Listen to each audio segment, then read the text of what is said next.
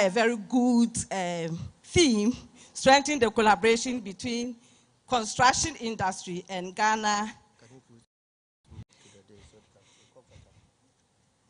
Okay, so I said that so that I should feel comfortable, but I feel comfortable anyway.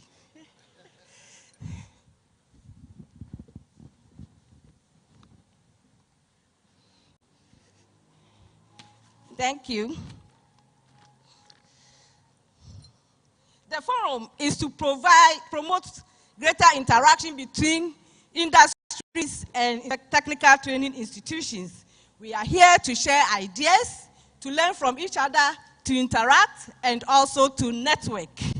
We expect that from this opportunity given us, both our local and international organizations will come together and offer their place as a workplace experiential learning places for our trainees, and also give you the opportunity to sell your products and help us also to help you also to understand TVET and what goes on in our institutions. We want to have a mutual understanding, a mutual togetherness, so that you can support us not only financially but in kind, so that we work together and we produce quality workforce for the construction industry.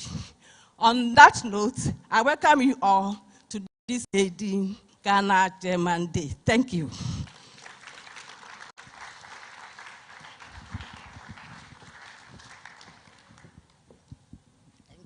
Beautiful.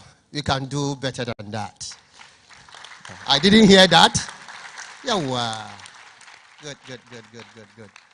That's wonderful. You see, interestingly, how women are taking over in TVET, and when they come, they do it better. Men, we are under threat.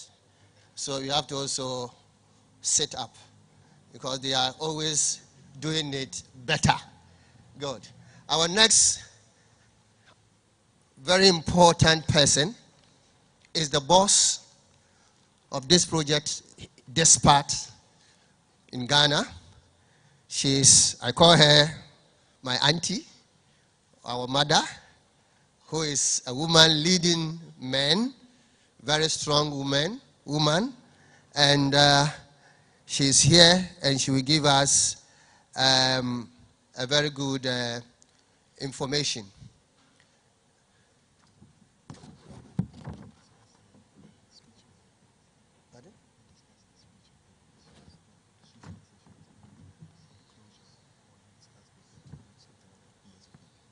Okay, so you will do the BSV. Okay. She is here with us, and she will give us the closing remarks when we get to that.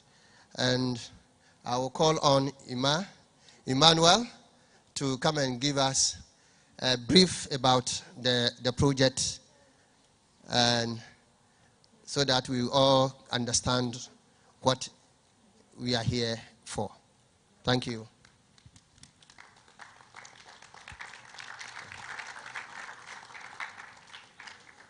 Good morning, everybody. I want to welcome everybody.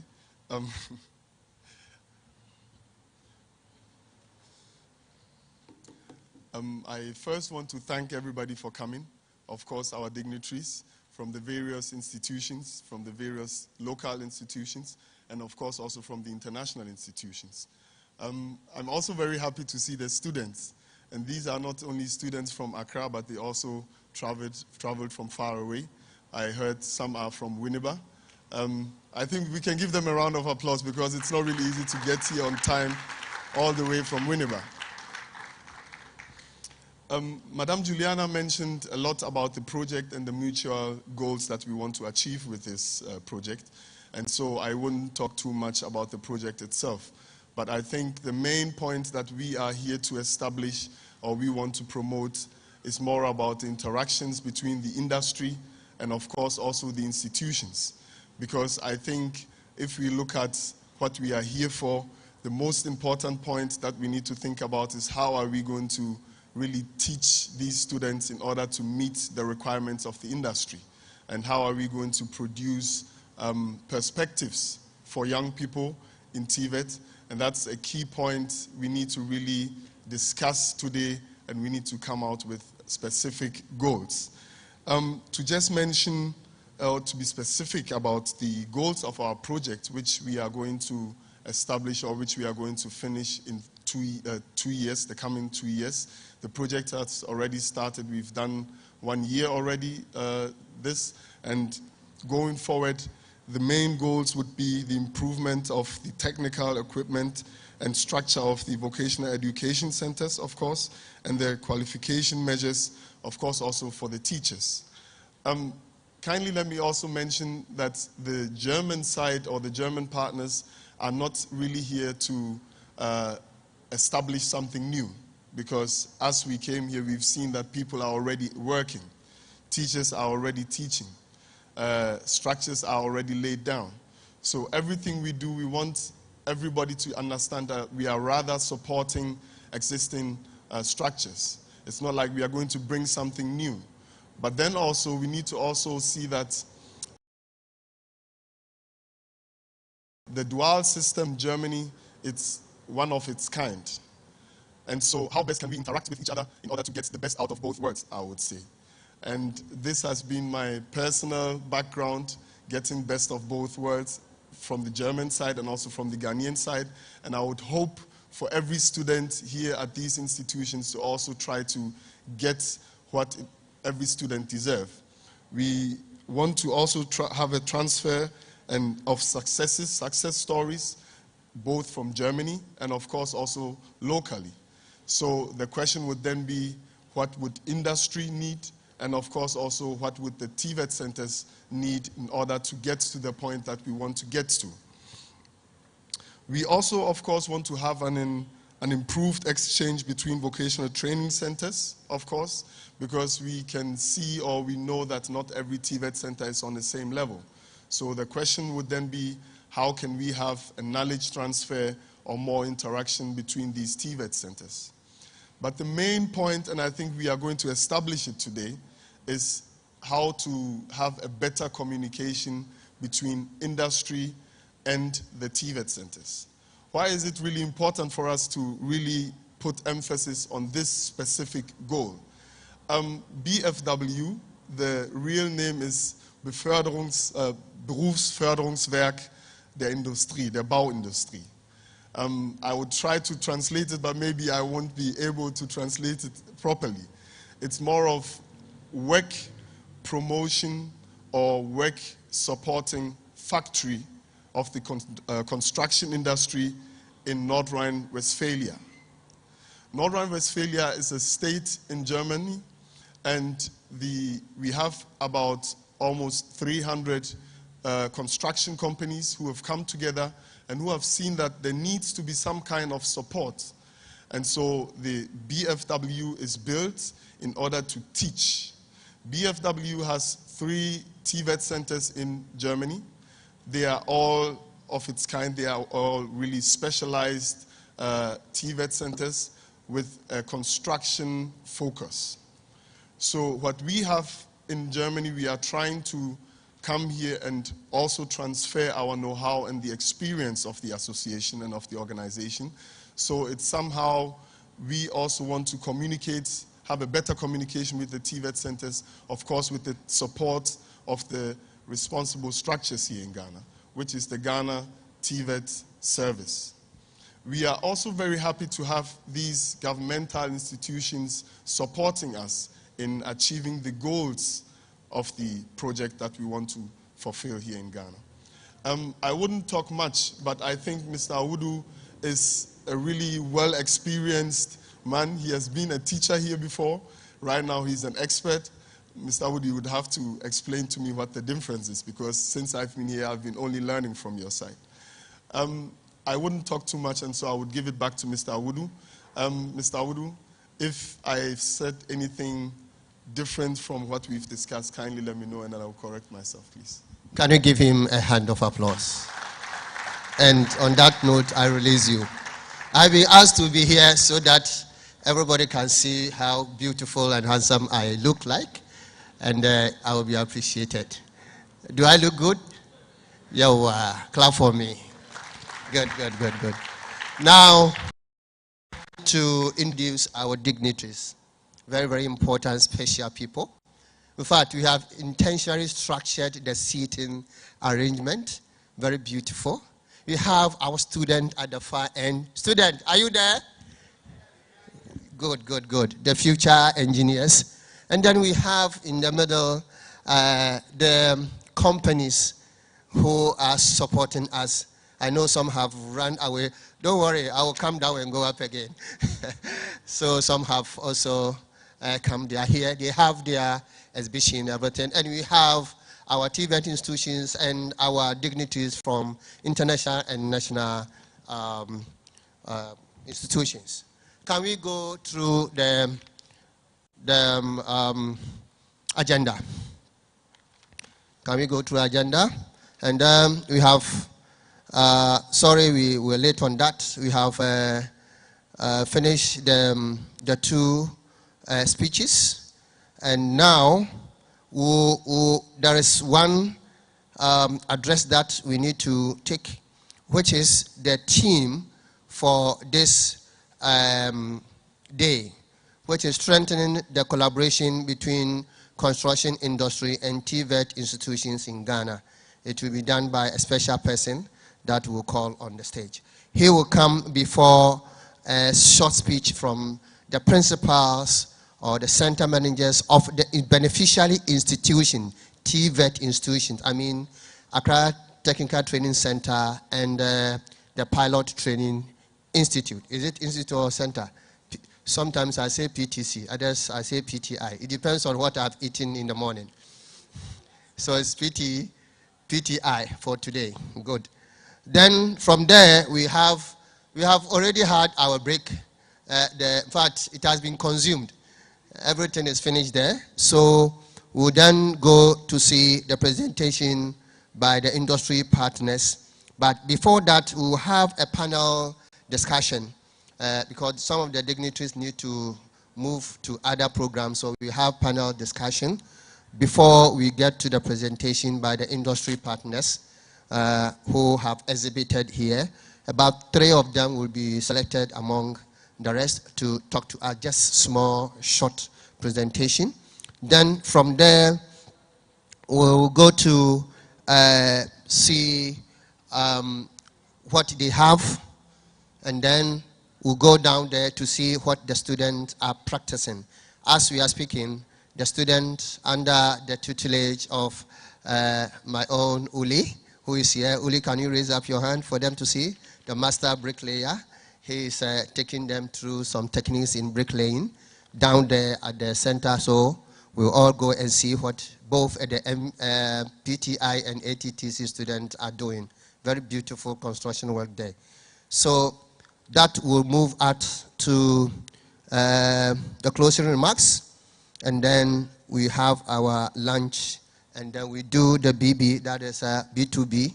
We do interact to each other. Businesses are here. Institutions are here. You are here for construction day. There's the need for you to interact and make contact.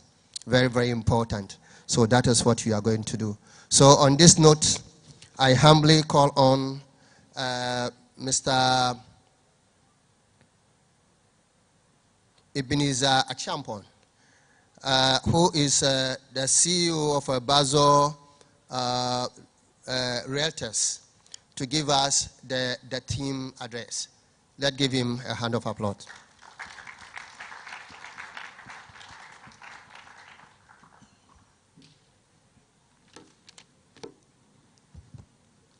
Good morning, ladies and gentlemen. I am so honored to be called upon to just give a brief presentation on the theme for today's program. That is First Ghana German Construction Day. I am a procurement specialist and I really understand the construction industry. I have handled World Bank funded project, African Development Bank funded project, and through that I have recruited consultants, recruited contractors on various projects in this country. And when I got this opportunity to do a presentation, I thought I have been given a golden opportunity to share experience and then enlighten the students to see the opportunities ahead of them. I also had the opportunity to do my master's in Germany, so at Göttingen, University of Göttingen. So I really appreciate German government for giving me such a scholarship to do my master's over there. The theme for this day is strengthening the collaboration between construction industry and TVET institutions in Ghana. The statement strengthening presupposes there is an existing collaboration. So what I'm going to do is to help us to strengthen that existing collaboration. And I really want to acknowledge all dignitaries and observe all protocols. My presentation will be based on the fact that in every relationship, in every field, for that relationship to sustain, there are three major components. The first component had to do with knowledge. In fact, knowledge constitutes about 10% of that relationship. Even, in fact, in every field of your life, knowledge is about 10%. The other is character. The character within the players' character constitutes about 40%. And then the environment within which they are operating is about 50%. Let me throw a bit of light on the construction industry in Ghana. Before I go on, even though you've been taught in school what constitutes construction, let me just emphasize on that here. Construction refers to the creation, repair, maintenance, alteration, and demolition of buildings, highways, streets, bridges, roads, seways, railways, and communication systems. And in Ghana, the major construction subsector include the housing and urban development. We have the infrastructure for water and sanitation, and then we have the transportation infrastructure, such as roads, airports, ports, and harbor. And for the fact that we are a developing country, you realize that we have a deficit. And that is where the students who are here have to see hope in the future, that because we are now developing, there are more opportunities for you. Listen to me, where there is problem, there is money. Thank God we have more problems in Africa, and that's where money is. And I want to encourage the youth to take whatever they are doing seriously. As we speak, the construction industry employs over 420,000 people. And we have over 2,500 building and construction contractors currently in Ghana. The individuals, the multinationals, the small scale, the micro enterprises, as we speak. Let me share with you opportunities ahead, key projects in Ghana that you should be interested in. We have this Kita Port project. We have Buankra Inland Port. We have district and regional hospital projects, West Africa Petroleum Hub, which has been proposed. We have Takrady gas tank farms, gas pipelines that government intend laying from the mining areas around Takwa. We have expansion of secondary schools and the second cycle. We have affordable housing. Let me tell you, the deficit of housing in Ghana is around 2 million. We have Accra Marine Drive Tourism Project, Tetekwasi Koko Museum, National Cathedral, Cape Coast Slavery Museum. We have other private projects ongoing. We have railway network yet to be constructed. So many. So I'm just enumerating some of these things so that you understand that the opportunities are enormous that you can take advantage of. Therefore, the need of collaboration is a necessity.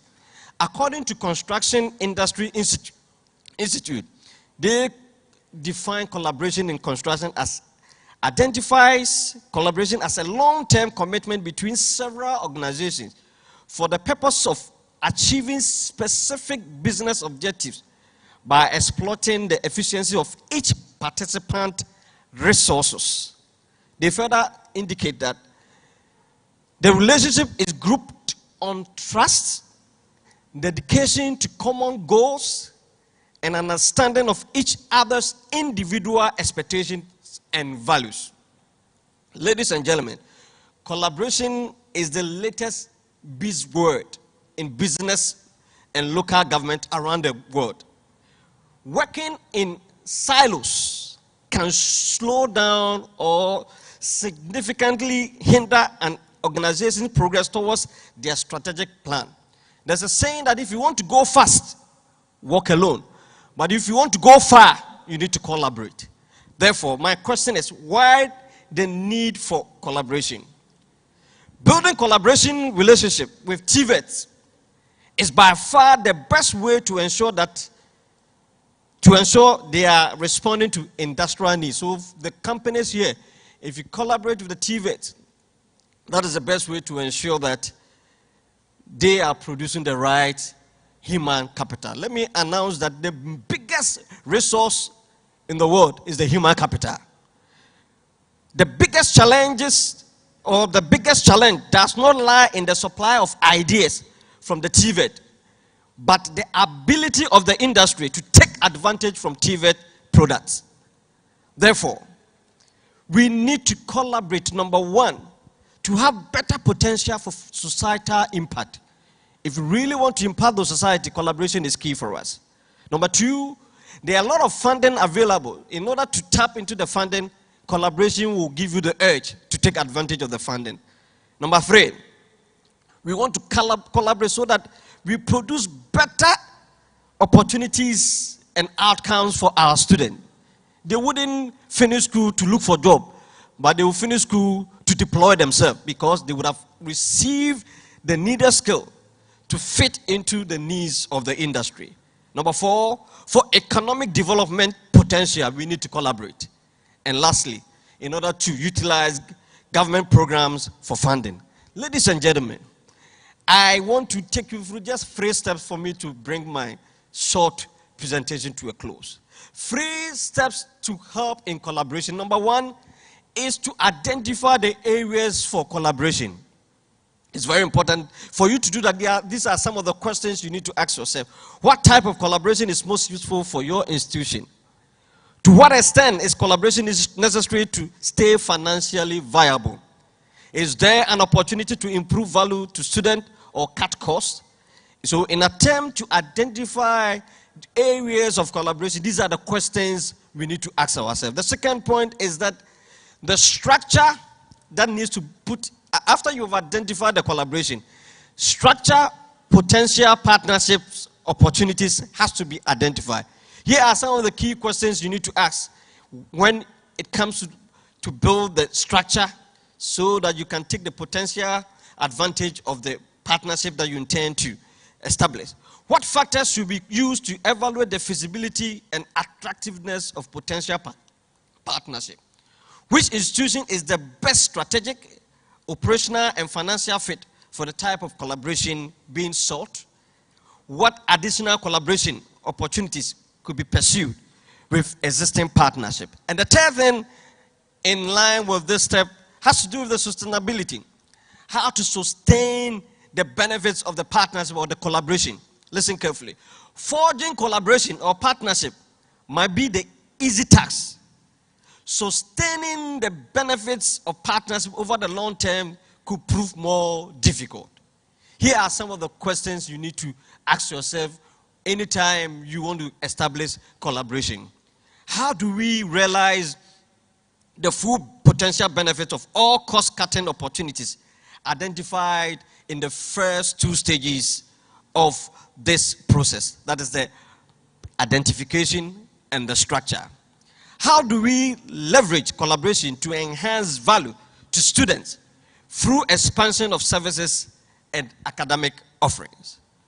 Ladies and gentlemen, I want to conclude by saying strategic collaboration and partnership with other institutions can potentially provide financial stability, brand expansion, and value to the student through additional course offerings. TVET and construction industries must plan for long-term success and must begin with identifying areas of collaboration, structuring the partnership opportunities, and gaining internal stakeholder buy-in. On that note, I want to say thank you very much, and I wish you all the best, even as you collaborate and establish the needed partnership. Thank you.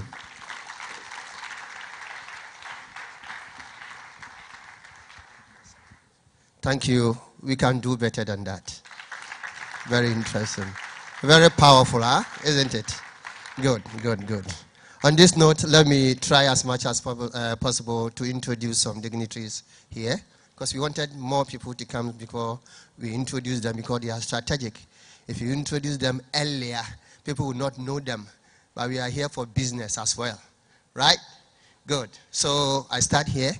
I have my auntie, my sister, all the way from the northern Ghana, the principal of Dabopa Technical Institute, Madam Mariama Mahama.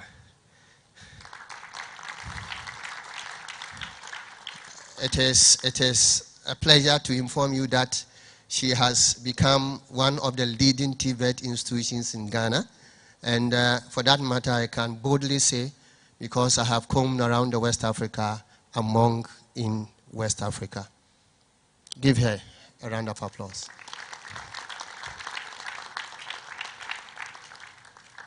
Yes. I now have my people behind me. If you have any negative thought against me, I have people behind me. Yes. Welcome. Good. They are my colleagues. Dabopa, as I'm saying, has done so much as an institution in TVET and production. They have production unit, they have construction unit, they have mechanical unit, you have auto unit, you have garment unit, and have even added agricultural unit. And they have currently produced some personal protective gears for construction industry. The school itself. And we have somebody having one of them wearing here. Where is he? Yeah, can you get up for us to see? Yes, there it is. There it is. That's what they have produced. And companies have come to get it. So the companies, you have a competitor. So we have to collaborate so that they will do it more. Maybe you not import everything from Germany. You just import some 60% from Germany and 40% from here. So that's for me. Okay. Okay. Just my size. I'll put it there for me. That's just bad. Please let's give them a hand of applause. They have also, through a project, manufactured a tricycle. Yes, a tricycle for the auto industry. You have done well. Madam Mariama, we pray that you live long and stay, don't go on pension. We will reduce your pension age to the time that we ensure the children have gotten what we want, especially from the north, so that will prevent them from coming for Kayoyi. Have something for me? Okay, okay. The camera want to see me, so they want me to come so that... Can you see me? Yeah, that's me. Yeah. Good. So, the next person to introduce to you is Council Accra. Council Accra is working with the Amviacon Consultancy. They are collaborating with the AHK in the construction and infrastructure sector. Can we see you? Yes. This is Council. Good. So they are also here. We also have Orsina Krumplet. Good. I'm good German, huh? Yeah. German Ministry for Economic Affairs and Climate Protection. Here is she. They are much into construction waste management and other activities that has got to do with environmental protection and collaboration. So she's there. The companies, construction companies, they are here for you to collaborate with. Good. I jump and I jump again because I've introduced my madam already. I have my big man, my brother from the other part of the world, Mr. Hillman. He is the head of German Chamber of Industry and Commerce. So, Mr. Hellman Backard. Good. You can see a very beautiful sister sitting beside him. That is Ekwa Afarkuma Amo, who is coming from the CSIR, the Institute of Industrial Research Center. Please, let's have her. The rest have been introduced. And we have beautiful and handsome teachers and construction experts and others sitting behind you. All of you, you are welcome. but I'll introduce two very important people. That is two institutions that are implementing this here. We have ATTC being represented by the principal himself, Mr. Ako Domate. Yes. Yes, we came here the same year. If I were to be here, like, I would be his vice. Vice, which one? Academic has been taken, domestic has been taken, vice, administration has also been taken. So vice collaboration. We'll collaborate together. Good, good, good. The MVTI, he's gone. When he comes, I will introduce him. Yes. Then we have some very, very important technicians or engineers that were brought from Germany to support the program. And we have Stefan. Where are you, Stefan? Stefan is here for woodwork construction. And then we have Uli. Uli is here for brickwork. Good, good. And my own man who's there, yes, yes, for e-learning platform and development is also there.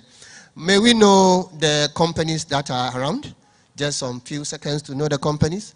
While the principals get ready to give a short speech as to what is happening in your school. Yes, from which company? GreenTech. Can you please?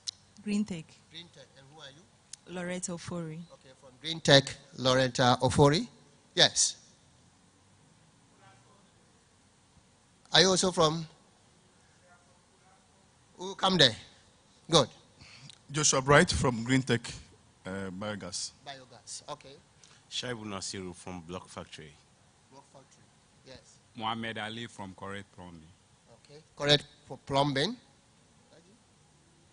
Alhaji Suka from Suka Renewable Energies. Okay, we have renewable energies here. Achelis Dugas Sayuram from Interior. I'm a criminal prosecutor. A criminal prosecutor in construction industry. Very important. You see those people there? They are your colleagues. They are nearest to you. So after here, go there and sit beside them. Yeah, just a joke.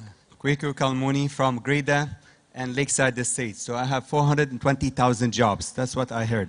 Good, good, good, good. Yes.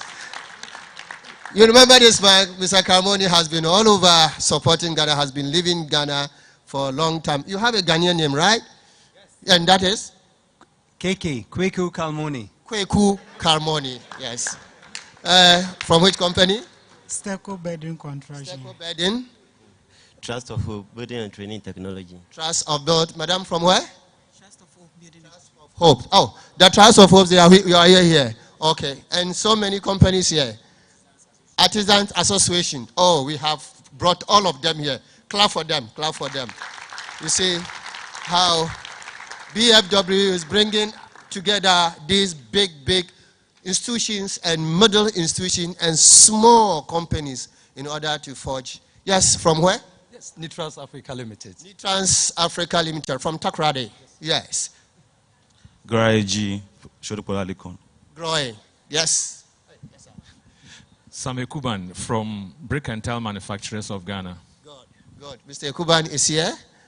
From which? PTI. PTI. Aha. From where? KNUST. KNUST. Yes, the universities are also here. Good. Yes, from where? Emisa Emmanuel, Colatcon Limited. What? Colatcon. Colatcon. John Latimingo, Colatcon Limited. Okay. And the rest. And the rest. So on this note, I call on the principal of ATTC and the center manager or principal of center manager of PTI. Let's come forward. Let's give them. Yes. They are the institutions that are helping us implement this beautiful and all-important program. And I want them to say something. Hello? Thank you. Director General, TVET Service Rep, BFW Reps, KNAF, Bosch, Colacton, principals, students here present, distinguished ladies and gentlemen, all protocols duly observed. On behalf of the Board of Governors, management, staff, and students of Accra Technical Training Centre, we are more than grateful for being part of this game-changing program, which intends to bring industry closer to training institutions like Accra Technical Training Centre.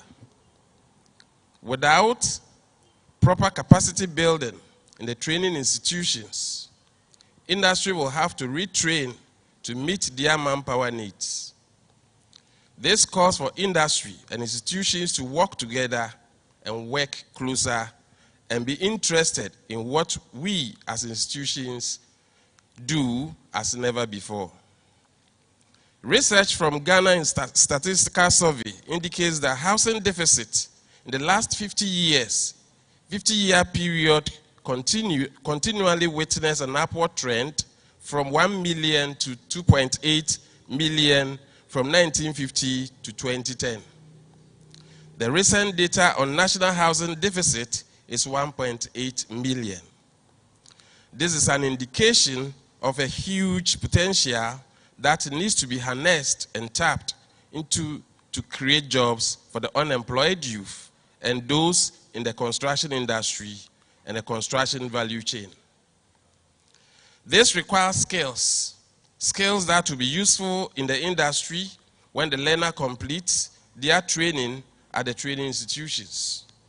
This means that there is a need to pay attention to training providers such as the construction department in Accra Technical Training Centre by the construction industry. BFW partnership with Accra Technical Training Centre has brought about training of trainer models, health and safety, which is also integral and an important component. As we all know, any workplace that is not safe is not worth working for. Provisions of tools and equipment to aid in the training of students, training materials, and the development of e-learning packages that will aid teaching and learning of construction and help bridge the gap between industry and the school by providing basic aids to the school in the form of tools, materials, and resource persons who will bring training up to speed with industry needs. One unique and remarkable thing about this project is that every practical skill topic which is to be treated comes with tools and equipment procured by BFW and the provision of senior experts who facilitate the topic by training both staff and students. We say thank you to BFW partners and representatives, especially Dr. Askim and Uri, and all those who are at the background making this a success. This, to the industry, is a wake-up call. Very few would argue against the point that construction industry is more complex now than it has ever been. The complexity of the industry has increased exponentially in recent years in terms of processes and know-how. And this is the more reason why there is a need for collaboration between industry and training institutions. We, on our part, as an institution, cherish this partnership and will make sure it succeeds. Thank you very much for coming.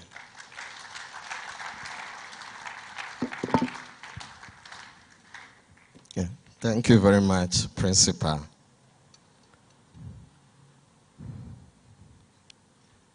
Chairman, thank you very much. Permit me to also rely on the existing protocol outlined by Principal and also give my brief remarks about the project so far.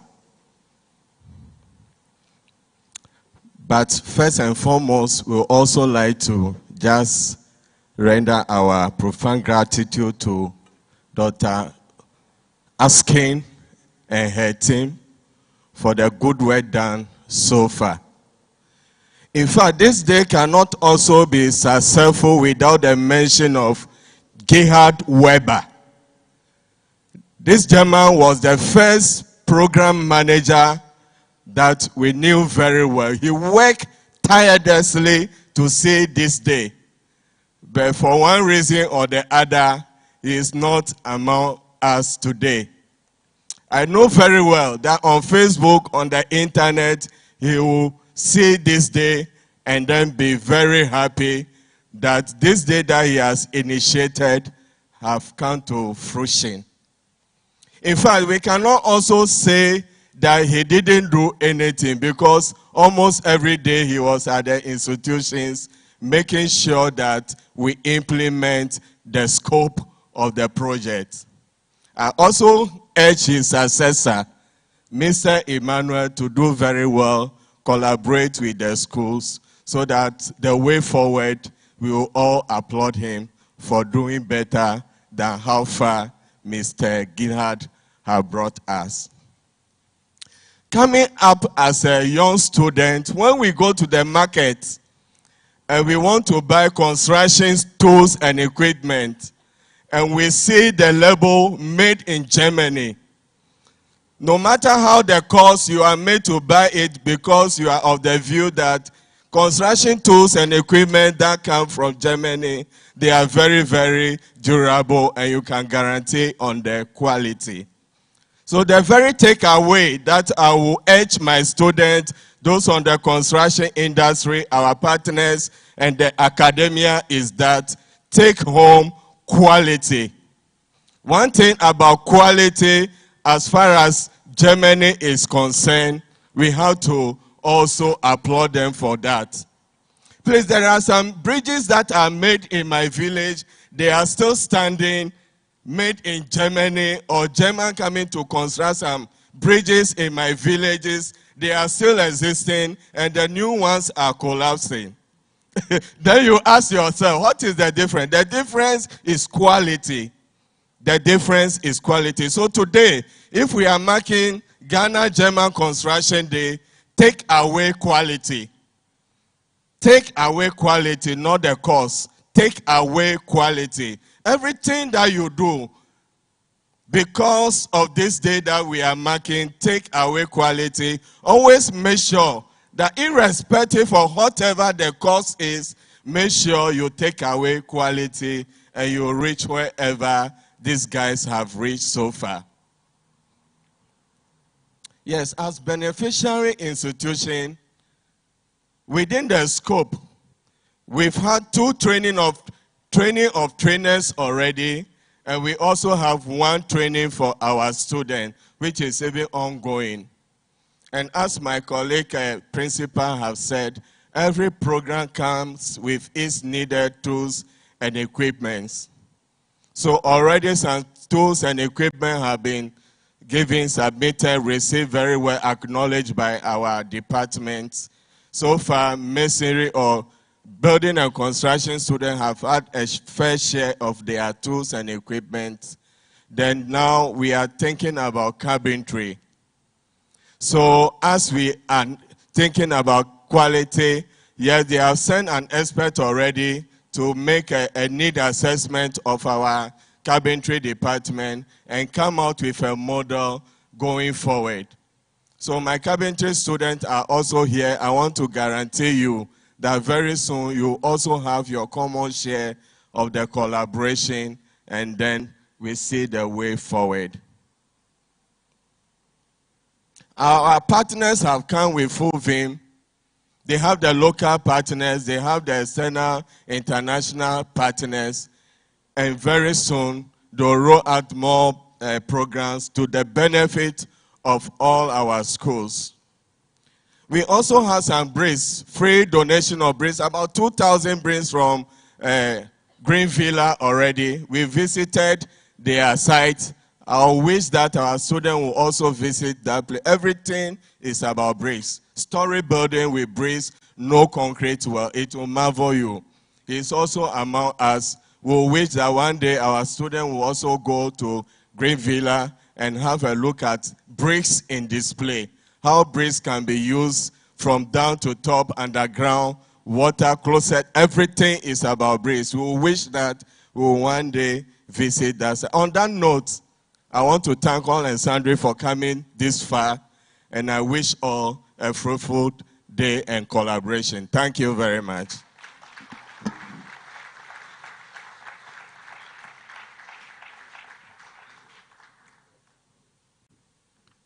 Thank you, principals.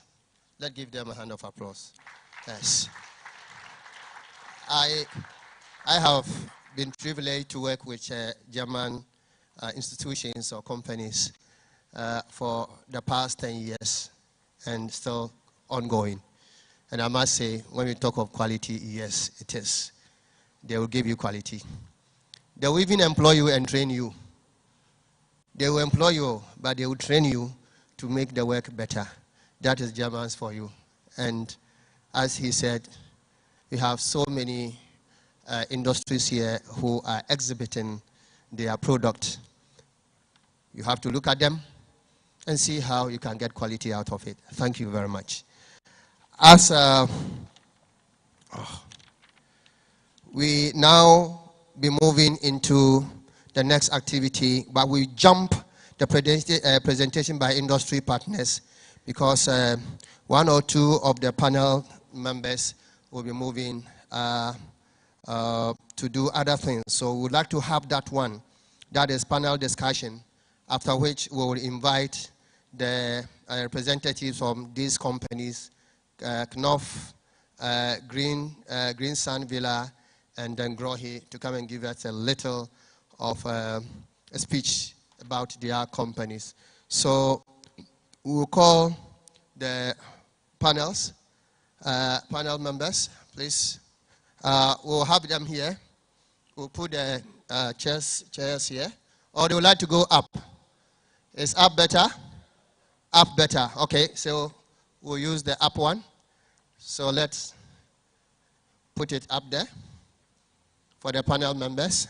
We'll call them so that they'll come. Yes, you there? Yes.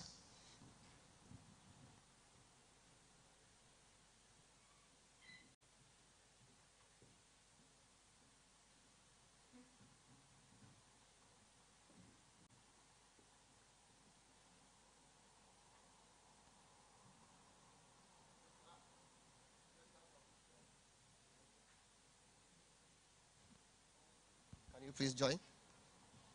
Good. Okay. Please add another one. Yes.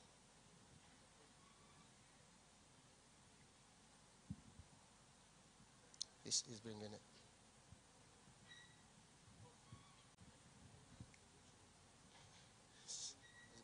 Can we go back a little so that we can have space? Can we go back a little? Yes. Good.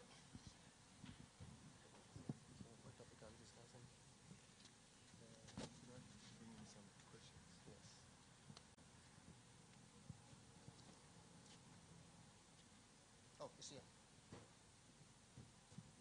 Yes, sir. Good. We have some questions that has been listed here that we want to discuss.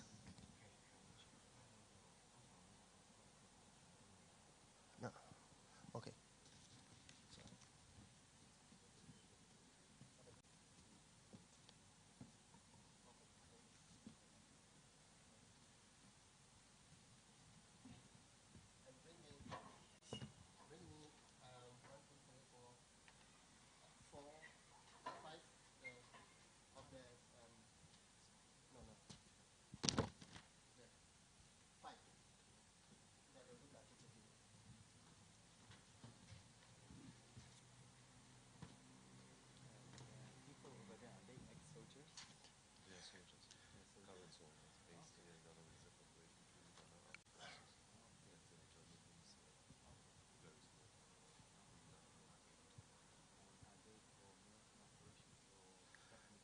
Okay.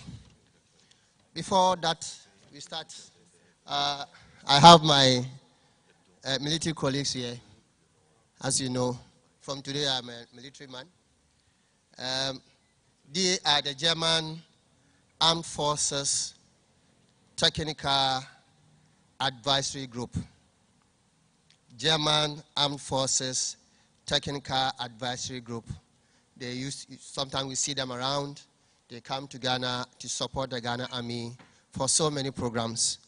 And please give it to them one each.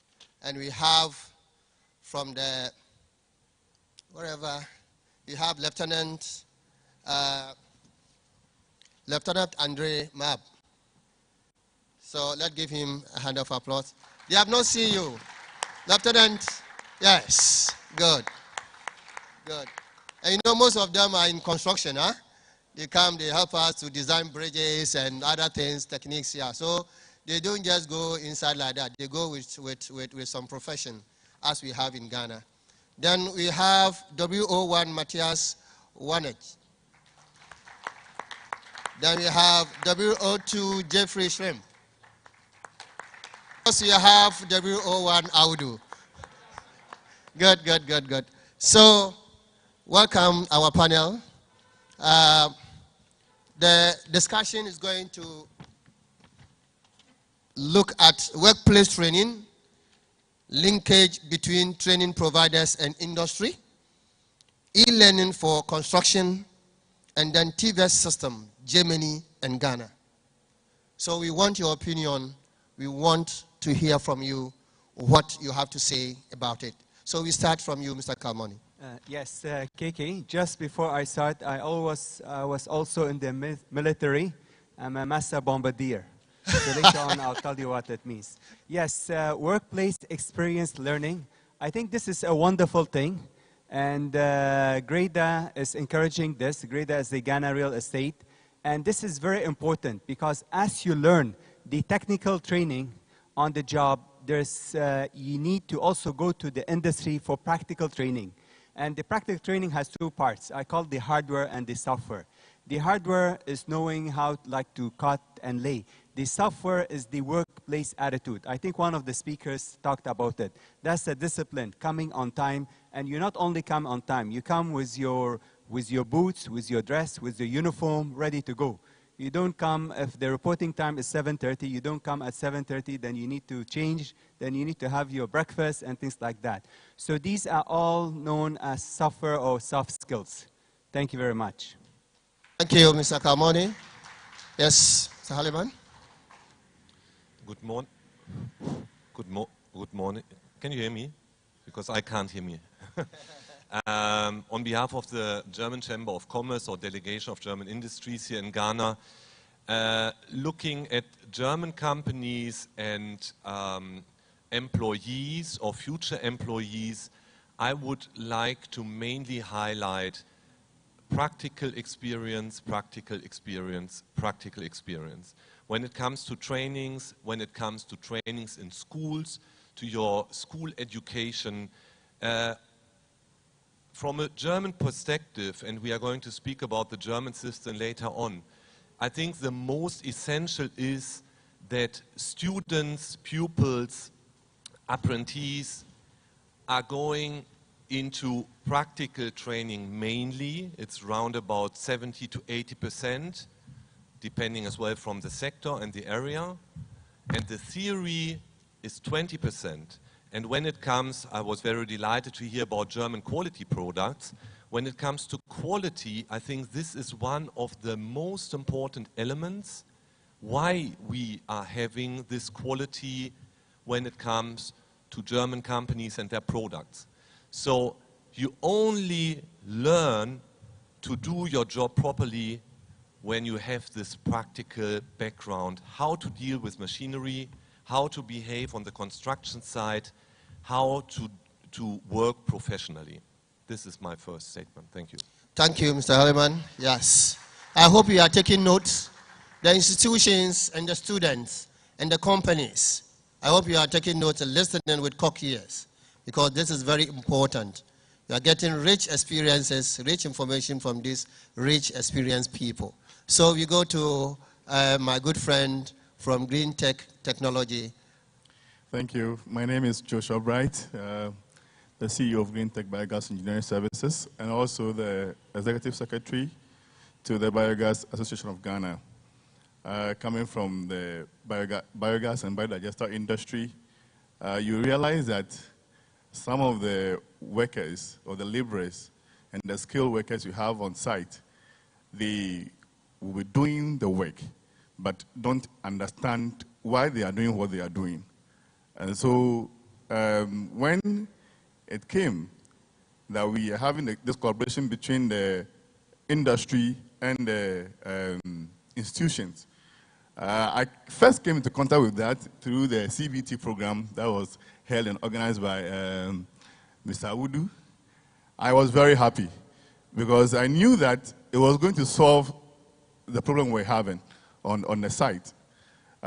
You could have a mason who know how to lay the bricks or the block all right, but a ratio, say 1:3 or 1:4, cement to sand, he doesn't know why he's doing it.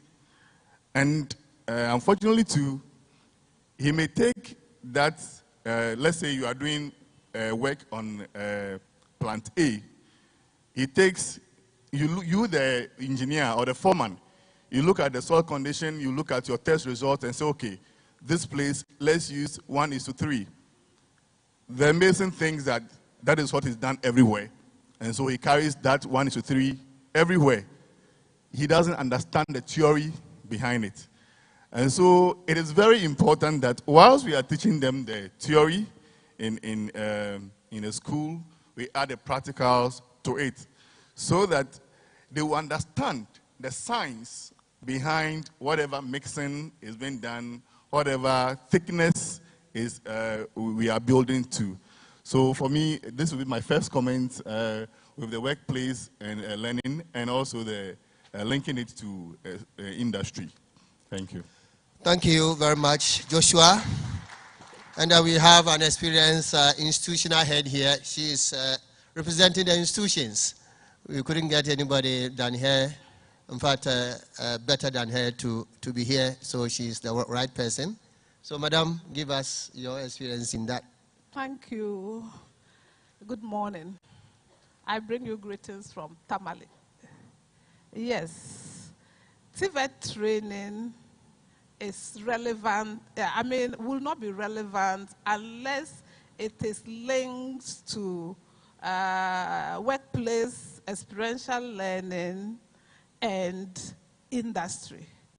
Nobody goes into the training institution to train forever. It is only when you have had that training from the institutional level, from the industry level, then you can come out and fit perfectly in the world of work so that industry no longer finds gaps in trainees. And it doesn't look like a situation where one group is accusing the other. It's a collaborative effort, it's a combined effort. In fact, we are in a TVET family, specifically in the construction industry. We will want to train and train and train the students perfect for what industry requires. But you and I know that the training institutions cannot do that alone. As my brother alluded to, different situations call for different actions and call for different interventions. The school on its own cannot do that. And that is when industry comes in timely to be able to strengthen areas in which the schools are weak, the training centers are weak, so that collaboratively we will bring out products well-skilled to be able to take up opportunities in the construction industry. For now, these are my opening remarks. Thank you, thank you, thank you. Yes, we go to my friend. Yes. Yes, thank you. I'm sorry, I'm not a German, but I'm come from Denmark. We are neighbors. I live here in, I have lived here in Ghana for 7 years, and we are building houses in bricks, only bricks, blocks are forbidden on our site.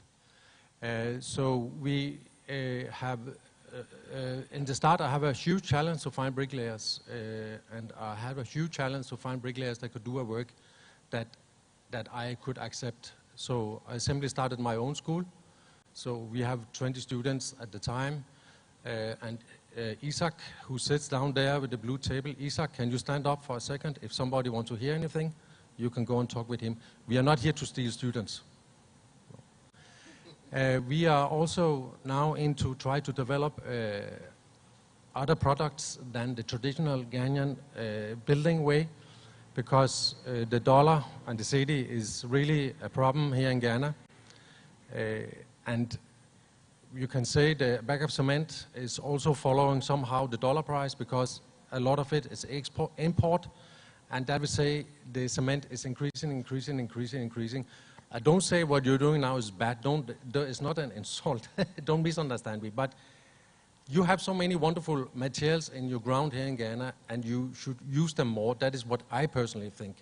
So we are much more into porcelana, to bricks, to lime, and all these products. And I could preach about that like a pastor here for 1 hour, but I will free you for that now. But even the CO2 consumption and so many other things are so much lower than when you're using the normal building materials. And we can prove that we can build a brick house that is cheaper than a traditional built block house. Yeah, so the question is, considering workplace training, how relevant it is and how can it work? Workplace training for the student from PTI, from ATTC, from Dabupa, from Tamatech, from Takraditech, and from everywhere, these institutions. The workplace training, how relevant it is and how can it help? Yeah, the workplace training is extremely relevant, and I see this cooperation as a very, very good initiative. And I think that private companies should have a connection to an amount of students on the school. When we, for example, have some students on our school, we maybe have them in on the school maybe 1 day in a week only, maybe 1 day in 14 days, where they get some theoretical knowledge. All the other time they are out on the building site with the educated bricklayers.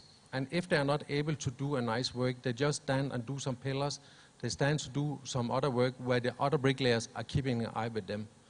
Right now we are doing smoke ovens in Keita, Takoradi, all the way to Dixco, Feta. We work in Apollonia, we work in Abri, and all the places there we have students that goes with the bricklayers.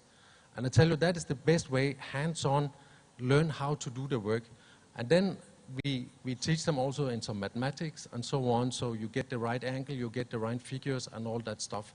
But hands-on is the most important, and that's why I see that if a school here shall manage to train them, and there are not many materials to use, it's very difficult to have the right time to the practical training that is needed. Was that the right answer? Yes, you have done your best.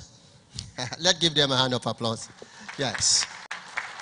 This one I will choose, because of time, I will choose individual, choose and pick, and I would like Mr. Elman to talk about the TVET system in Germany and Ghana.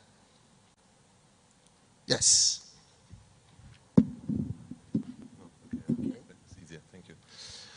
Yeah, certainly there is only one system, but speaking about the typical apprenticeship scheme after senior high school, for example, or even before senior high school, you can start your apprenticeship program in Germany with 16. The first big difference is you are normally, there are exceptions, but you are normally employed by a company which then is registered with a public school and sends you to the school. And picking up the example of my friend from Denmark, it is 3 to 4 days in the company, right from the first day working within the company, being productive, and 1 day or 2 days in school. This is what I mentioned before, practical. Practical training is the key of our apprenticeship program. And maybe to make it a little bit attractive as well, Why are we doing that? Because through this system, 3 years training in the company, not training, working in the company, you are an employee, you get your salary. At the end of 3 years, the companies normally, around about 90% or even more, employ these apprentices or these graduates into their own company because they know with whom they are working, that they are hopefully reliable and that they are good workers. And the employees or the trainees, they normally want to stay in the company. Now coming to Ghana a little bit, what I can always hear and hear and hear from companies, we train our people, 2 weeks later, they leave us, yeah, and go elsewhere. Either to another company, which is, I think, the normal market, yeah, this is normal life. And sometimes I can also hear that trainees just go home with their money and don't do anything anymore. So please, dear students, yeah, my wish for you is develop as well the zeal, not only to work for today, but as well for tomorrow. To be committed to your employer, to do the so-called extra mile. Yeah? This, in my opinion, is very important. I can hear that as well from German companies here in Ghana very often. So, in a nutshell, the German TVET system, in my opinion, is outstanding, not because it is German, no, because it is very practically oriented. And the trainees, after 3 years, a 3 years program, or being employed 3 years in a company, they know exactly what to do in the company. They are like a normal employee in the company. Here in Ghana, this also exists sometimes in Germany. Yeah? We have to be honest. So it's not always perfect in our country. But here in Ghana, I have the impression young people, in Tamale it's definitely different. Sorry, the headmaster, I don't want to offend her. But going to school, it's much about theory. And they go out, look for a job in the market, and what happens? The companies have to start from the scratch training these young graduates from the schools. If we are able, we are speaking about collaboration, and this is not only limited to Germany, if we are able to match the needs of the companies with the capacities of the schools much more, if we integrate much more these practical trainings already in the school curricula, I think we are moving a fast step forward. Last sentence, and then I stop, sorry. From government side, and I'm a little bit outspoken now, I've been also living here in Ghana for 7 years, so I love Ghana really and appreciate that very much. From government side, I would like to wish more commitment to the industry and the needs as well of the industrial players. What I have experienced is like, oh yes, industry must come on board, industry must integrate themselves more into our schools, and then you organize a business breakfast and the first question is, oh, our schools are so poor, can you give us some money to support us? This is not the way it works. The commitment should be, please, what are your needs that you are going to employ more people in your companies, and what can we do to help you? And I'm sure, I know that from German companies here in Ghana, then they are more than willing to support with whatever they can. But please, companies are not NGOs. They have to look as well for their business case. So it's not free money for everything. Government, schools, listen to industry and their needs. Sorry for talking too long. Oh, that's you can wonderful. see I'm a little passionate about that one. That's wonderful. Yes. So we heard him. That is the challenge that we are having. We approach these institutions and we go for, we need to get some money to do, instead of collaboration, to do something for the training. So let the institutions here, there's a free consultancy for you. See me later to develop a concept on that. Just a small fee. Good. So we move to the next. I will give that to Madam Mariama, on e-learning for construction. I'm giving this to her because of a new development. They are implementing biodigester construction and building construction NC1, NC2, sponsored by GIZ. And now the problem of learning materials has come to their table. Madam, how do you think about this e-learning for construction in terms of the materials and other things that will be accessible to learners? What is your take on that?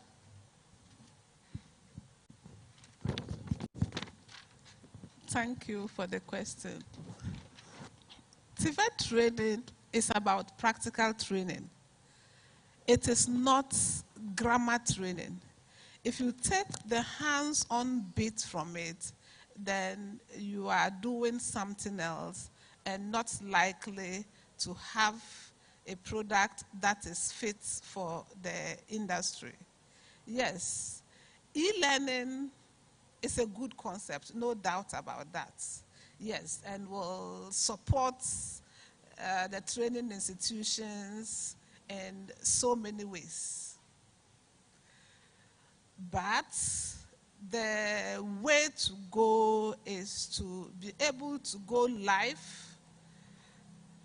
do practical work and hands-on training as it is done at the industry level.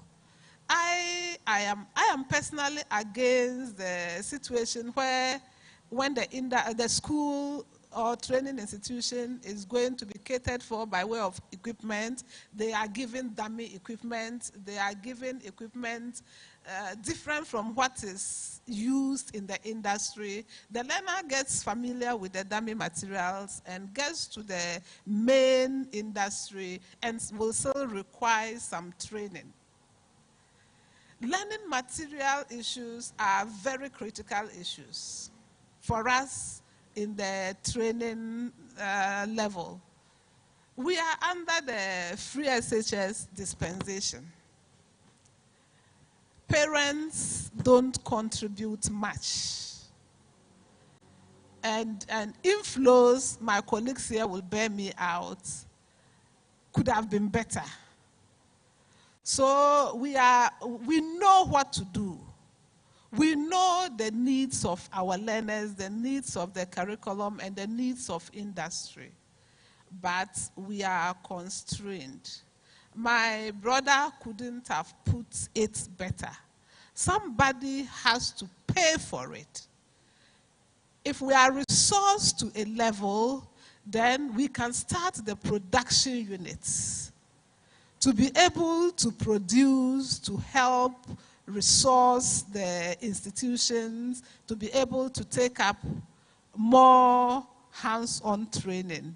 But in our current state, can you imagine if, for instance, I have to start construction, like we are implementing with the GIZ? The learning material is an issue.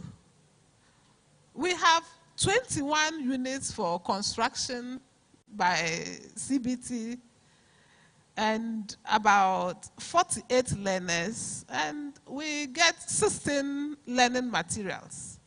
Whom are you going to give and leave who? They are accompanied with pen drives. As a policy in the second cycle schools, they are not to use phones. They don't have computers. As a whole school, how many computers do we have? For these learners to come and now slot these pen drives to be able to access their materials. Yes, the electronic learning platforms are useful. Yes, they will help. But the hands-on training, if we have the right consumables, if we have the needed equipment, we will be able to train the right products fit for industry, and the e-learning platform will augment what we have done hands-on. construction is not like literature. For anybody to think that, yes, if you have virtual labs, and yes, they will help, but you will agree with me that having the virtual lab or seeing the issues virtually and doing it practically are not the same. So yes, the e-learning platforms will help, and the learning materials will help. The equipment, we are in very dire need to be able to produce the right caliber of learners we are expected to do. One other thing I should have mentioned in my earlier remark was in the area of discipline. You miss discipline and you miss the world. At the school level, especially this is to the young people, if you must fit anywhere and fit well, please learn to be law-abiding, learn to be disciplined at the school level, as there is wisdom in the saying that charity begins from home, so that when you transition into the world of work, you will be able to do same, because the industries are not NGOs, to quote my brother. They are into business. They will not be able to tolerate certain behaviors. If you are disciplined and hardworking, the industries will even come to look for you. And the reverse is also true. So let's take our learning seriously. When we get the opportunity to partner with the industries, let's go and put up our best. And the little materials we have, let's try to make do with them. And if we are all parents here, I also wish to use this opportunity to say that let's learn to contribute towards the training of our learners, so that we together can hand to these young ones the desired skills for them to go up there and be comfortable in the world of work to help build our country. Thank you. Thank you, Madam Mariama. Yes. As you are all aware, one of the challenges of the modern teaching and learning processes and the new curriculum that we have with the CBT, the critics are saying that it is more paperwork. It's true. The learning materials are an issue. Many institutions are not able to do that. So we are thinking that if you are able to put it on the electronic platform for the learners to access the materials to read, understand. On it too, we can have so many simulations and added that to augment their learning processes. That beside as for the practical activities, there's no compromise to that. As for the materials to be used, there's no compromise to that. We are talking about the materials to read, the literature to read about the processes that is being undertaken. And we are aware that this policy of not allowing students to use a computer or let's say a mobile phone is something that we are trying to see how we can work around it, because all of them, they use it. A research done in some schools shows that about 80% to 90% of the students use smartphones. They hide it and come to school, and they use it seriously. Some use it for research work and others. When we had a lockdown, interestingly, various institutions who were talking about the using of smartphones were giving assignment on the smartphones for the learners to use. So if we are able to look at it and see the positive side of it, I think it will help. Not to come and take the place of practical activity. That is not what we are saying. We are saying that the materials are up there. Let us see how we can make it accessible to the learners, so so that everywhere they are, everywhere they go, they will be able to access the materials and even do some activities online and do some exercises that will attract marks and other things even online for us. Let's the conversation goes on, and we will see what comes out from it later. I would like to see if okay, follow up. I mean, functions like this will help, but I want to place on record that for now, as a country, Ghana is training its young people based on the traditional system. So even the issue of workplace learning that is embedded in the competency-based training, we are not there yet.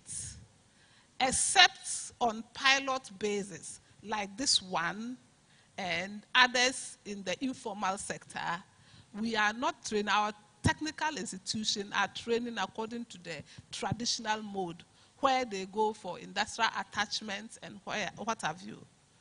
That we are hoping that the curriculum review will be faster, the policy review will be faster, and the resource commitments will be faster to be able to equip us to move to the training according to CBT, other than the current training we are doing. For that one, we are doing virtually theory, and the consumables are not flowing. So you will end up not having to do what you are expected to do. Thank you. Yes. Let's give them a round of applause. I assure you, BFW, as the principals came here to say, we have supplied them with equipment. And we are even undertaking some survey with them to see the shortfalls and then add up. I'm sure we'll come to your school, hopefully. And also, they are also aware. They came here to say it. I hope you did not say it under the duress of the military people. You said it free will, that we have supplied them with consumables. As he's saying, just about yesterday we were there, they needed bricks. Straight away, a truck full load of bricks was brought. The blocks was not part of it, but they saw the need that no, why don't we allow the learners to try on the blocks also? Immediately, a truck full of blocks was delivered to help them. So from here we go and see. Clap for BFW. They have done wonderful work. Good. So, one word each from you as the time is going. We want to see. Yes, the question and answer will come. We want to find out what way will the institutions, what should the institution do in order to get the linkage between the industry and them, I mean they, the institution. What should they do to foster that relationship? Because we have all agreed that the collaboration linkages between industry and the institutions is the way forward, right? Good. How do we do that? How do we go about it? After that, we'll open for 10 questions, 15 questions, 5 from here, 5 from here, and 5 from the student. Yes. Hello? Hello? Yes, I think you can hear me. I think if you want to be the best, you have to follow the best. And I think the German system is working. Let me just iterate it. It's not the technical schools who are training. It's the industry who are training. So I want to challenge my brother here at Lakeside Estate. You know, about 12 years ago, we did our own in-house training program. Let me challenge it to the next level. At Lakeside Estate, we have 3,000 acres. We have schools. We have orphanage. I want to train these. I want to take 10 of these students and train them. But the technical question is, can I employ 16-year-old students in Ghana that's a legal issue because that's children underage or child labor. So we have to look at that technical aspect, how to do it, because it's very important. And even I think I challenge Germany, they don't have enough funding to give all the consumables to the training institutes. It's too expensive. But I, as a company, I can lay brick every day. But if I donate a brick, I can donate only one truck. But for me, I can use one truck every day. So I think we need to challenge ourselves and do it the opposite way around. It is the companies who are doing the training and the institutions who are maybe giving us the theory. Thank you very much.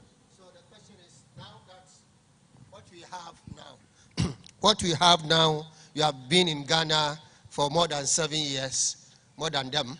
I suppose. 110 years. Okay. Look at my white hair. I can see that. Now, our system is that we have these training institutions and we have the companies. We don't have the German dual system yet. We are moving towards it. But that is what we have.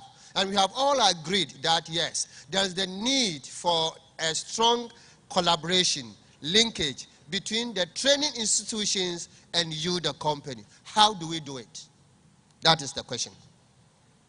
Okay, for the lakeside experience and Ghana Real Estate experience, we love to have industrial attachment, and even more important than industrial attachment, I love the national service, because the national service, you can really push the students in everything. I give them a lot of cross-training.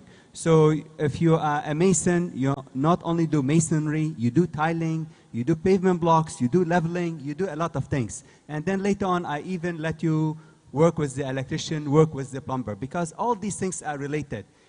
We must be a master of one and jack of all trades. And like sometimes when I get new electricians, I tell him, hang me this picture. They don't know how to use the level, they don't know how to use the drill machine. I mean, these are basic, simple skills. I don't need you to go to school for 1 year to know how to use a drill machine and a drill. But once you do them a lot, and as they say, that to become an expert and a profession, because we are all profession. If you're a bricklayer, you're a professional bricklayer. If you are an electrician, you are an electrician. We must do this, they say 10,000 hours. 10,000 hours is at least 5 years of full-time employment. Thank you. Good. So thank you so much. So he's open for you. PTI, ATTC, you heard him. Your students should go for attachment. And so from here, start getting the contact and start collaborating. You understand what I mean now? Yeah, he will have some for you, right? Yes. Good. Yes, sir.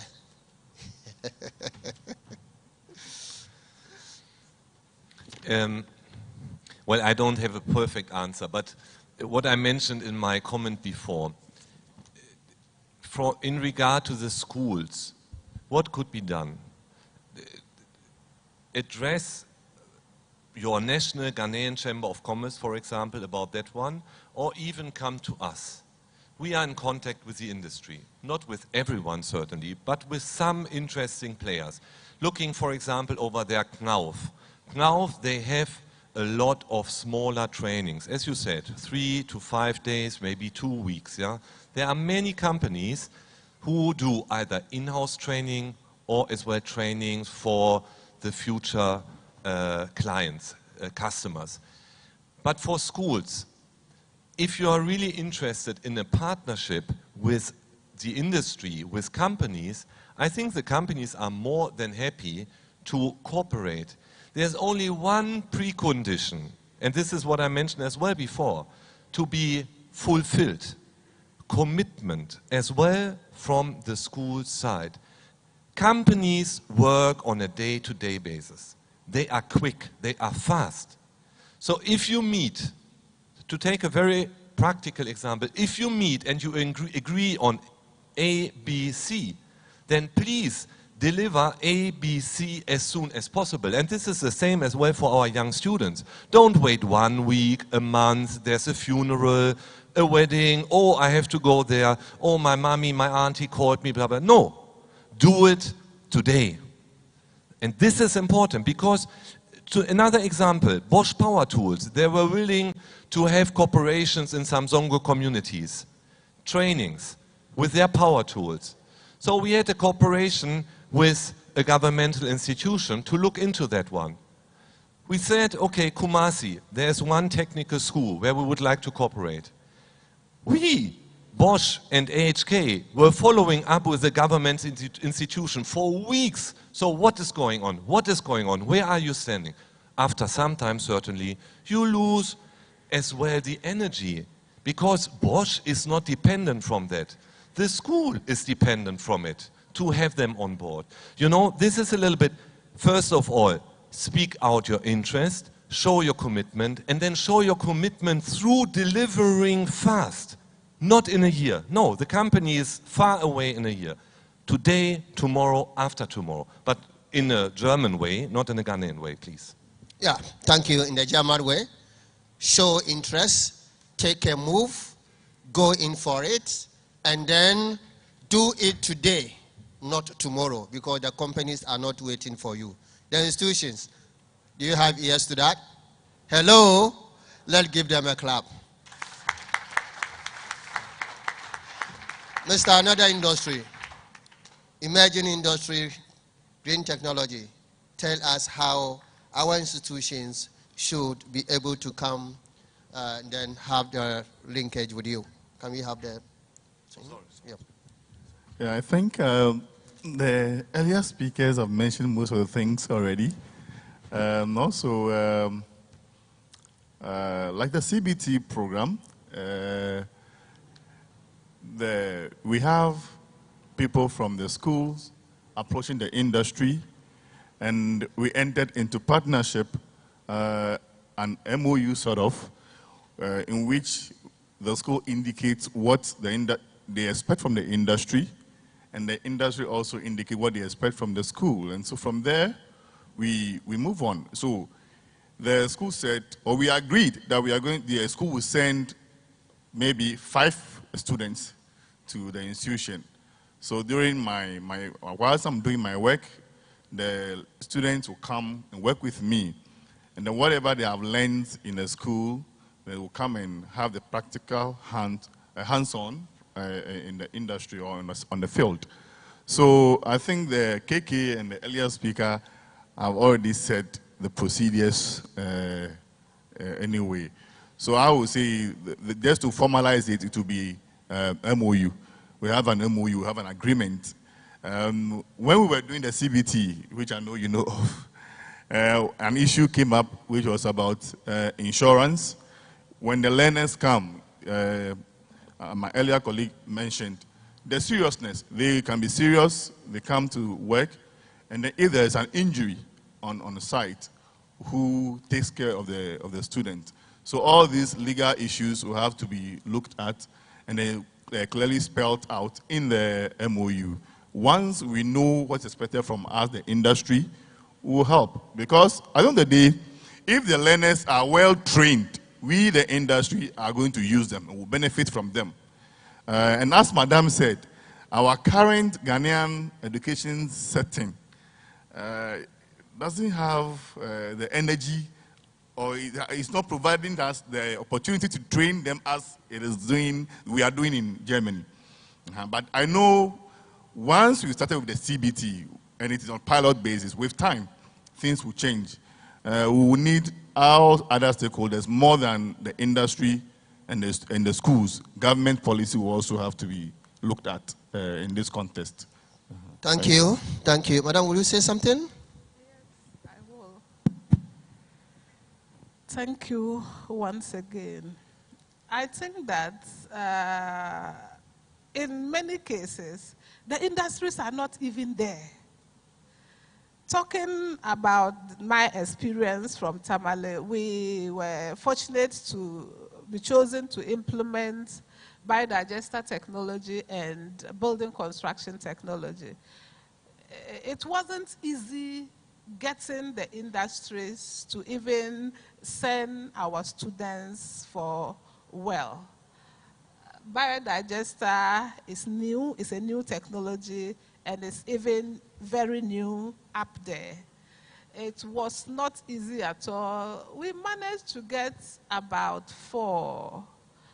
If you have 40 learners and you have just 4 people, and those 4 are even operating at the personal level, not a well-structured company level. I want to also say that we are operating in a formal setting. It's not like a private school where you can structure things the way you want. You are handed an academic calendar to implement.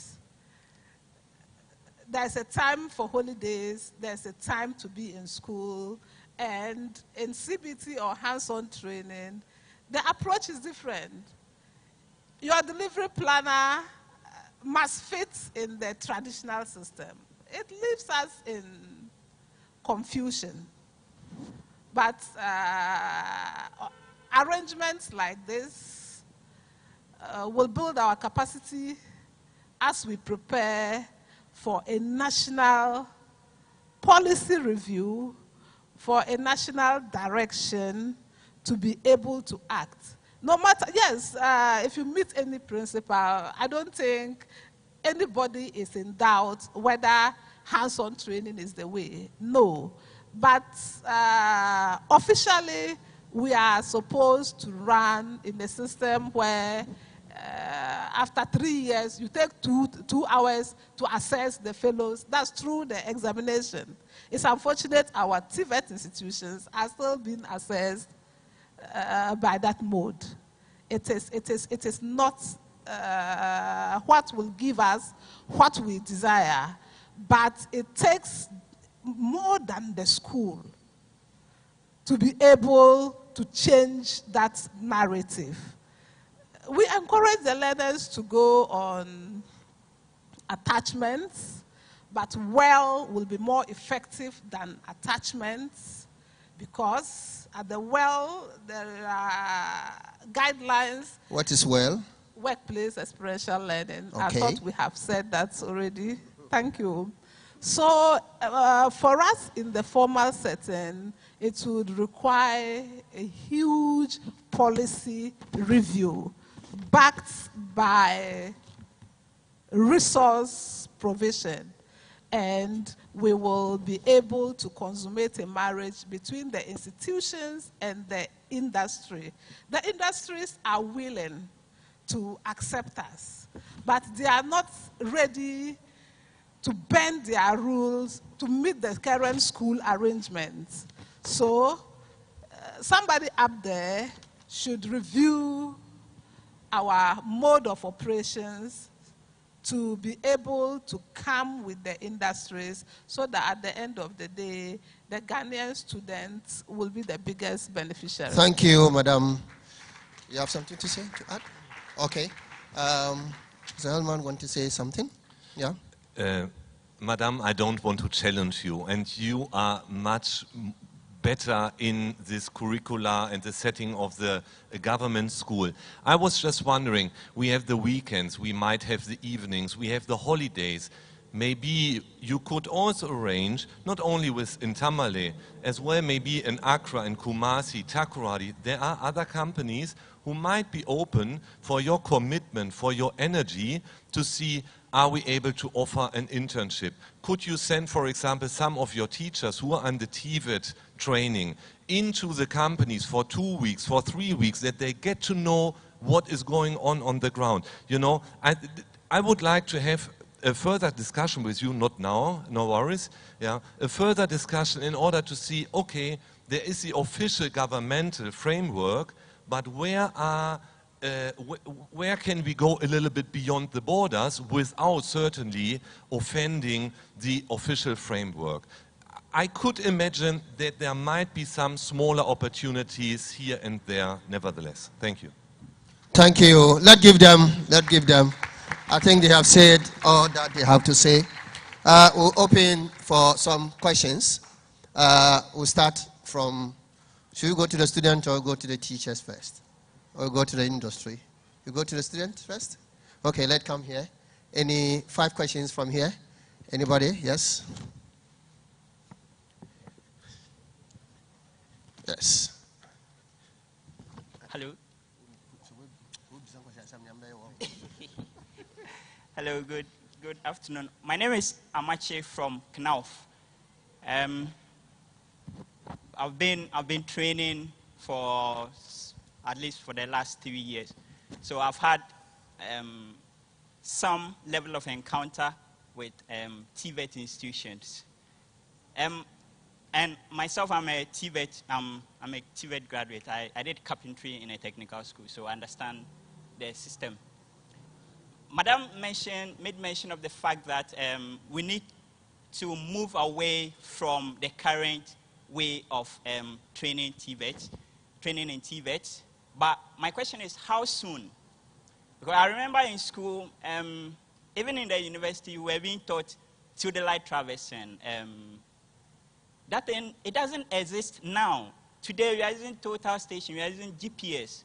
But in school, you'll be taught theodolite traversing. You go out there, it's not there. And chain surveying, exactly.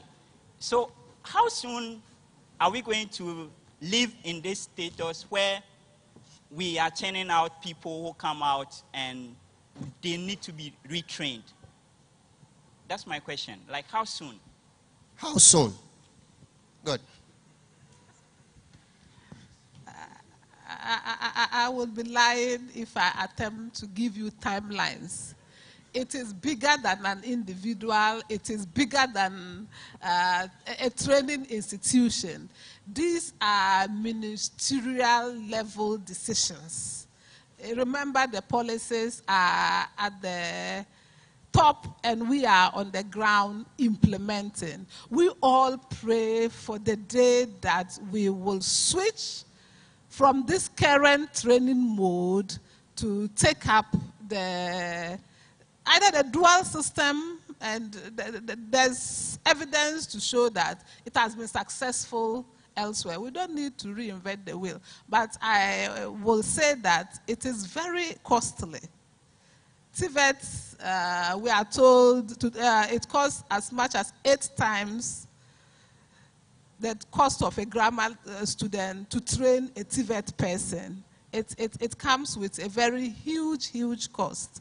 I'm not about to hold brief for anybody, but a lot of landmark successes has been chalked, but as I mentioned in my earlier remarks, it has to be faster. I am told about 150 curriculum has been developed. Underway?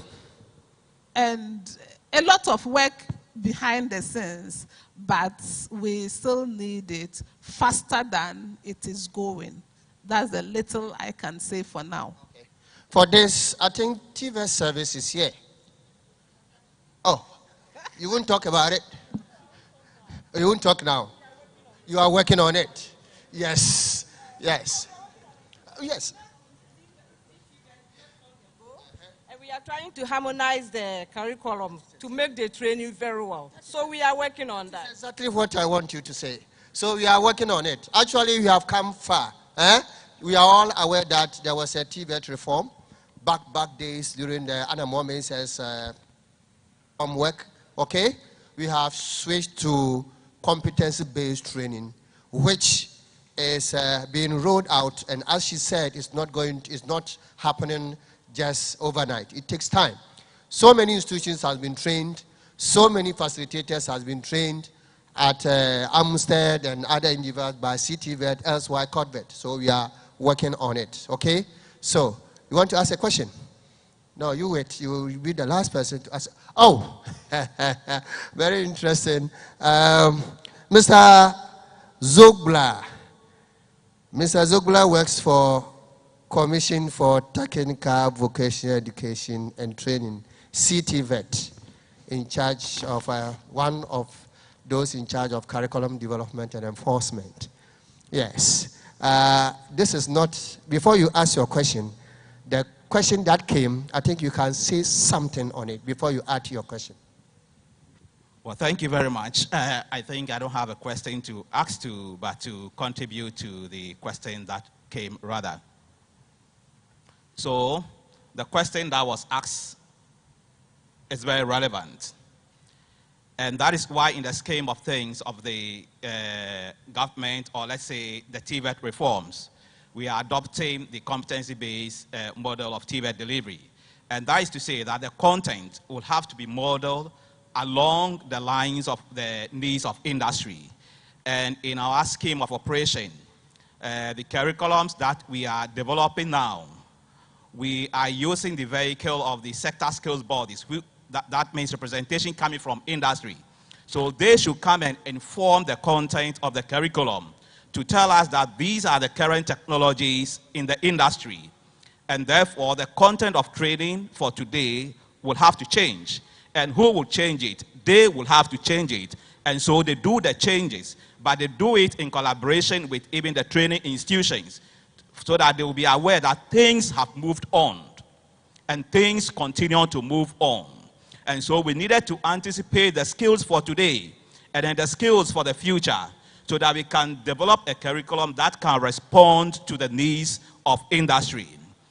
What is more is that when you have a curriculum that responds to the needs of industry, then the training resources by way of the consumables, the hands-on, and then the strong collaboration with industry, that is where we have the component of work, comes in. And this, again, we are also using the sector skills body so that they can bring a lot more of their industries on board. But like Madam rightly indicated, we do not have that much of industries in the country. What must we do? The Chamber of Commerce and Industry is there. If you go to the German case, it is solid, right?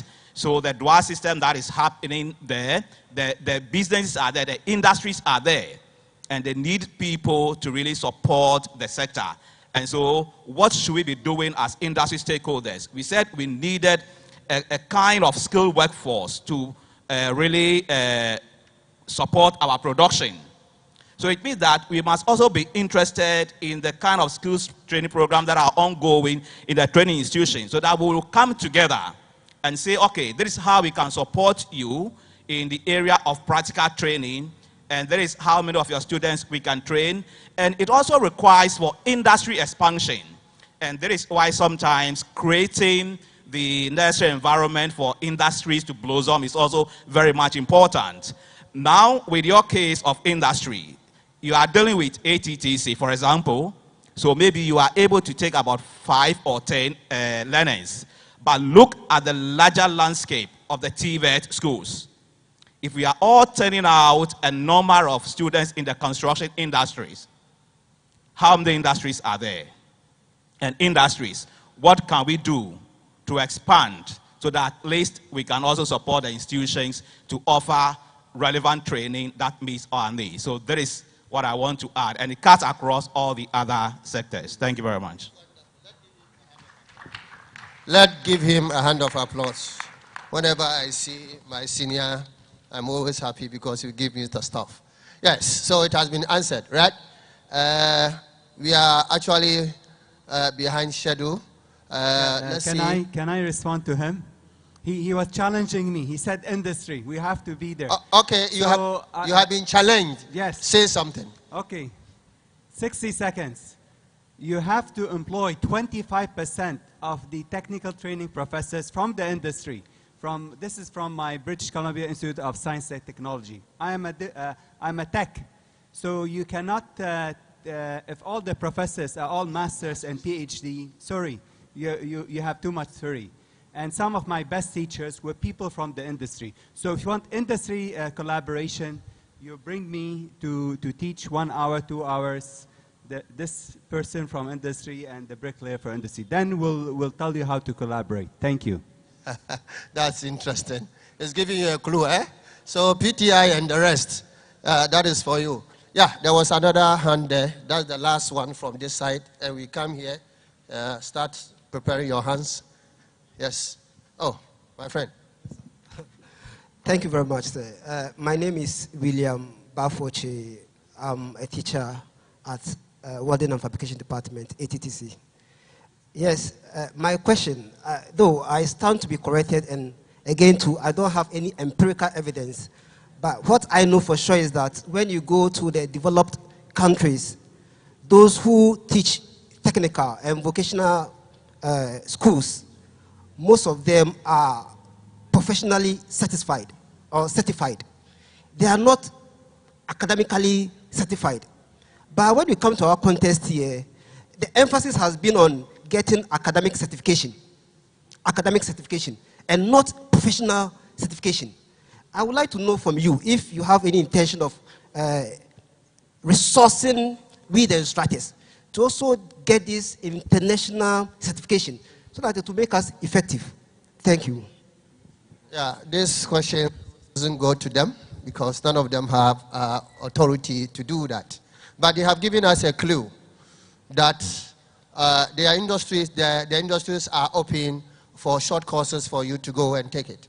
HK is there and he has mentioned so many, even his place. There is a school there, the bricklayer is there.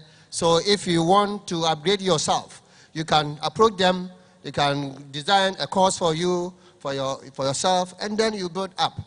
We should not wait for the ministry to tell us to go and upgrade ourselves before we go.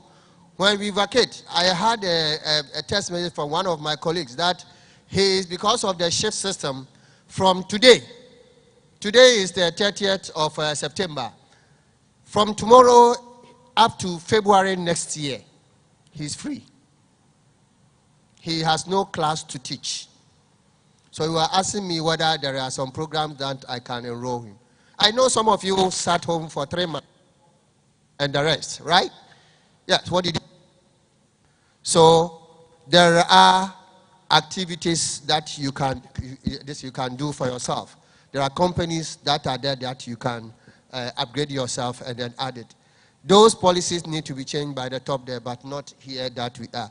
TVET service is here, but as she said, it will be addressed later. Yes. Thank you. Pardon? A quick one. Yeah, a very quick one. So we were talking about legalities as regards the age of our students. In fact, if you want to hide under the legalities, don't call them employees. When you call them trainees, then you can engage them, because when the person is below 18, he's a trainee. He can be given some sort of remuneration, but he's a trainee and no one will take you on. Thank you very much. That is an innovative way for you. Good. But I will come and see and count the number of trainees and the number of employees there. Good. Hello. So we come here. Yes, madam. To respond to my colleague teacher here, there's something also TVET is rolling out.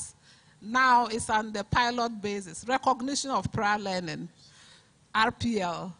So going into the future, if that is also implemented on large scale, whatever skills you have will be recognized and certificated. Thank you. Thank you very much. My name is FK Bondi from Frontline Limited. It's a construction company based in Kumasi.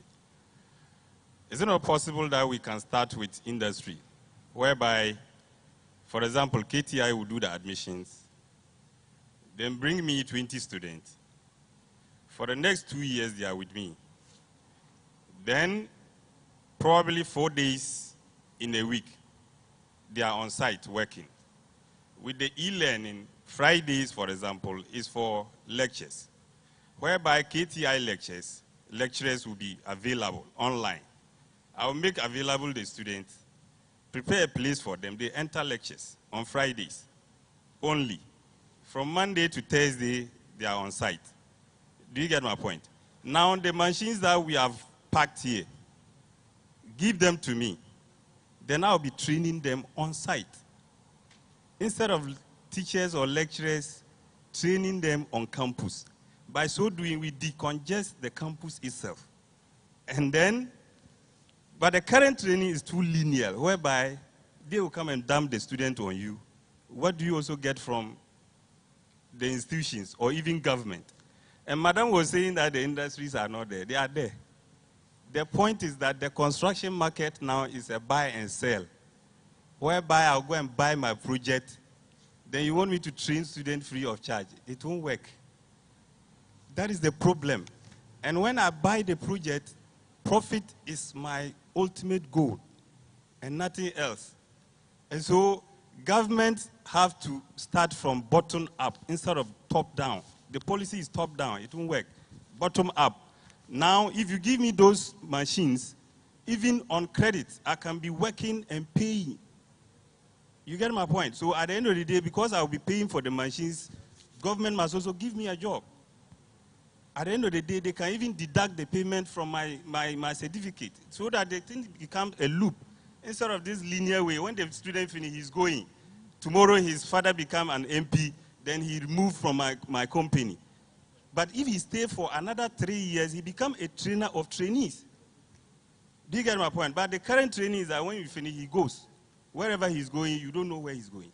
And what kind of practice he's going to practice in the industry, nobody cares. And so that is my suggestion.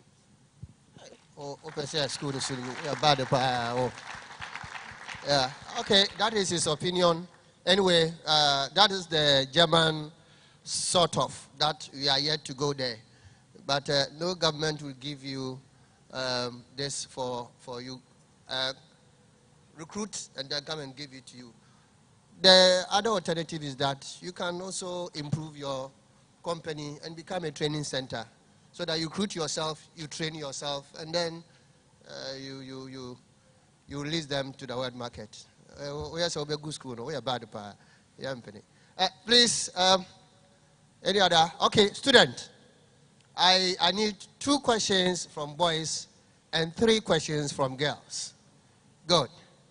Any bold girl who is going to start? Any question, but ask sensible question. Yes. Yeah.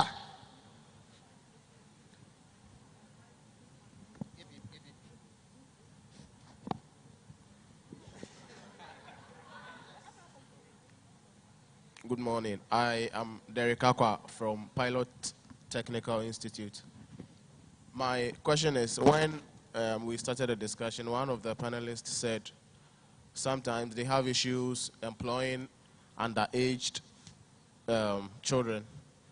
I want to ask, why is it that they don't employ those who have the skills and in the system already, but rather want to focus on those that they are underage?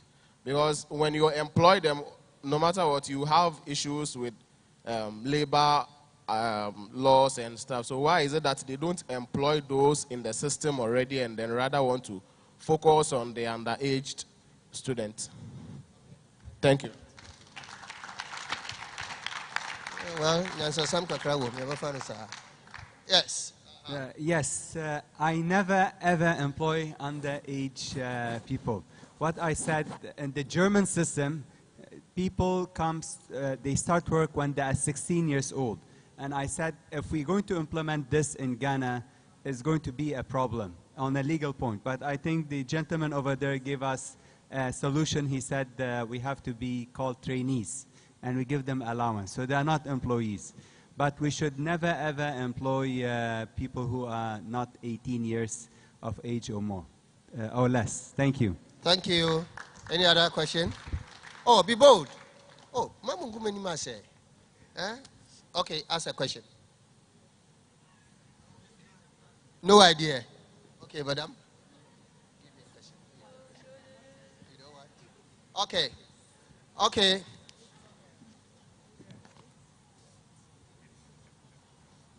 GT 8677 Toyota. You have blocked somebody. Please go and remove your car. Yes, one question, and then we come to Ima. My name is Jelu Vicent from Trust of Hope Building and Training Technology. My question is that we are always on the field.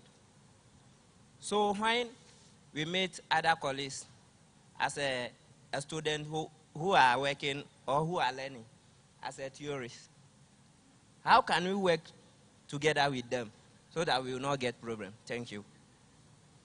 So the person has the theoretical background, that's what it means, from the school.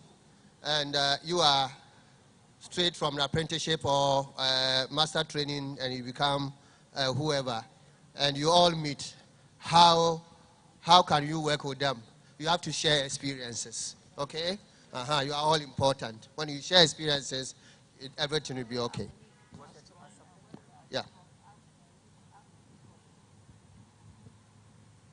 Hello, good morning.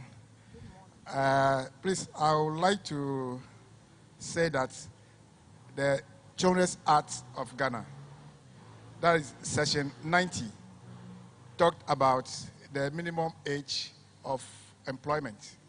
And it says that the minimum age for engagement of a child in lightweight of work shall be 13 years. And when we talk of lightweight, we are talking of work that are not hazardous. And you cannot keep the child from evening 6 till morning 8 o'clock. It is not from evening 8 till morning 6. It is not allowed. And when you go to session 90, session 93 talked about restriction.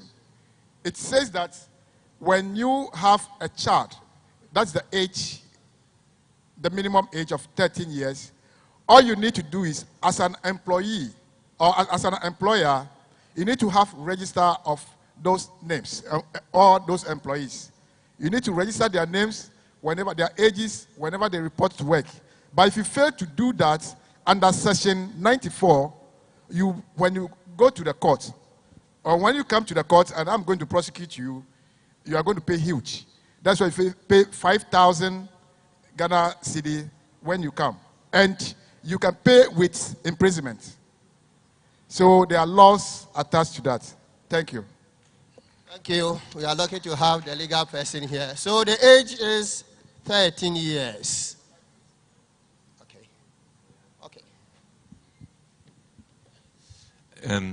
I fear that I raised this question about the age with my comment that in Germany you can already start getting trained with 16. I think we should mainly focus not on this discussion now, but rather on what makes a quality, to have a quality training. Yeah? And this is, I think, what we can hear here from the industry players or from the companies. Practical training, and the willingness as well to cooperate with governmental institutions, with schools.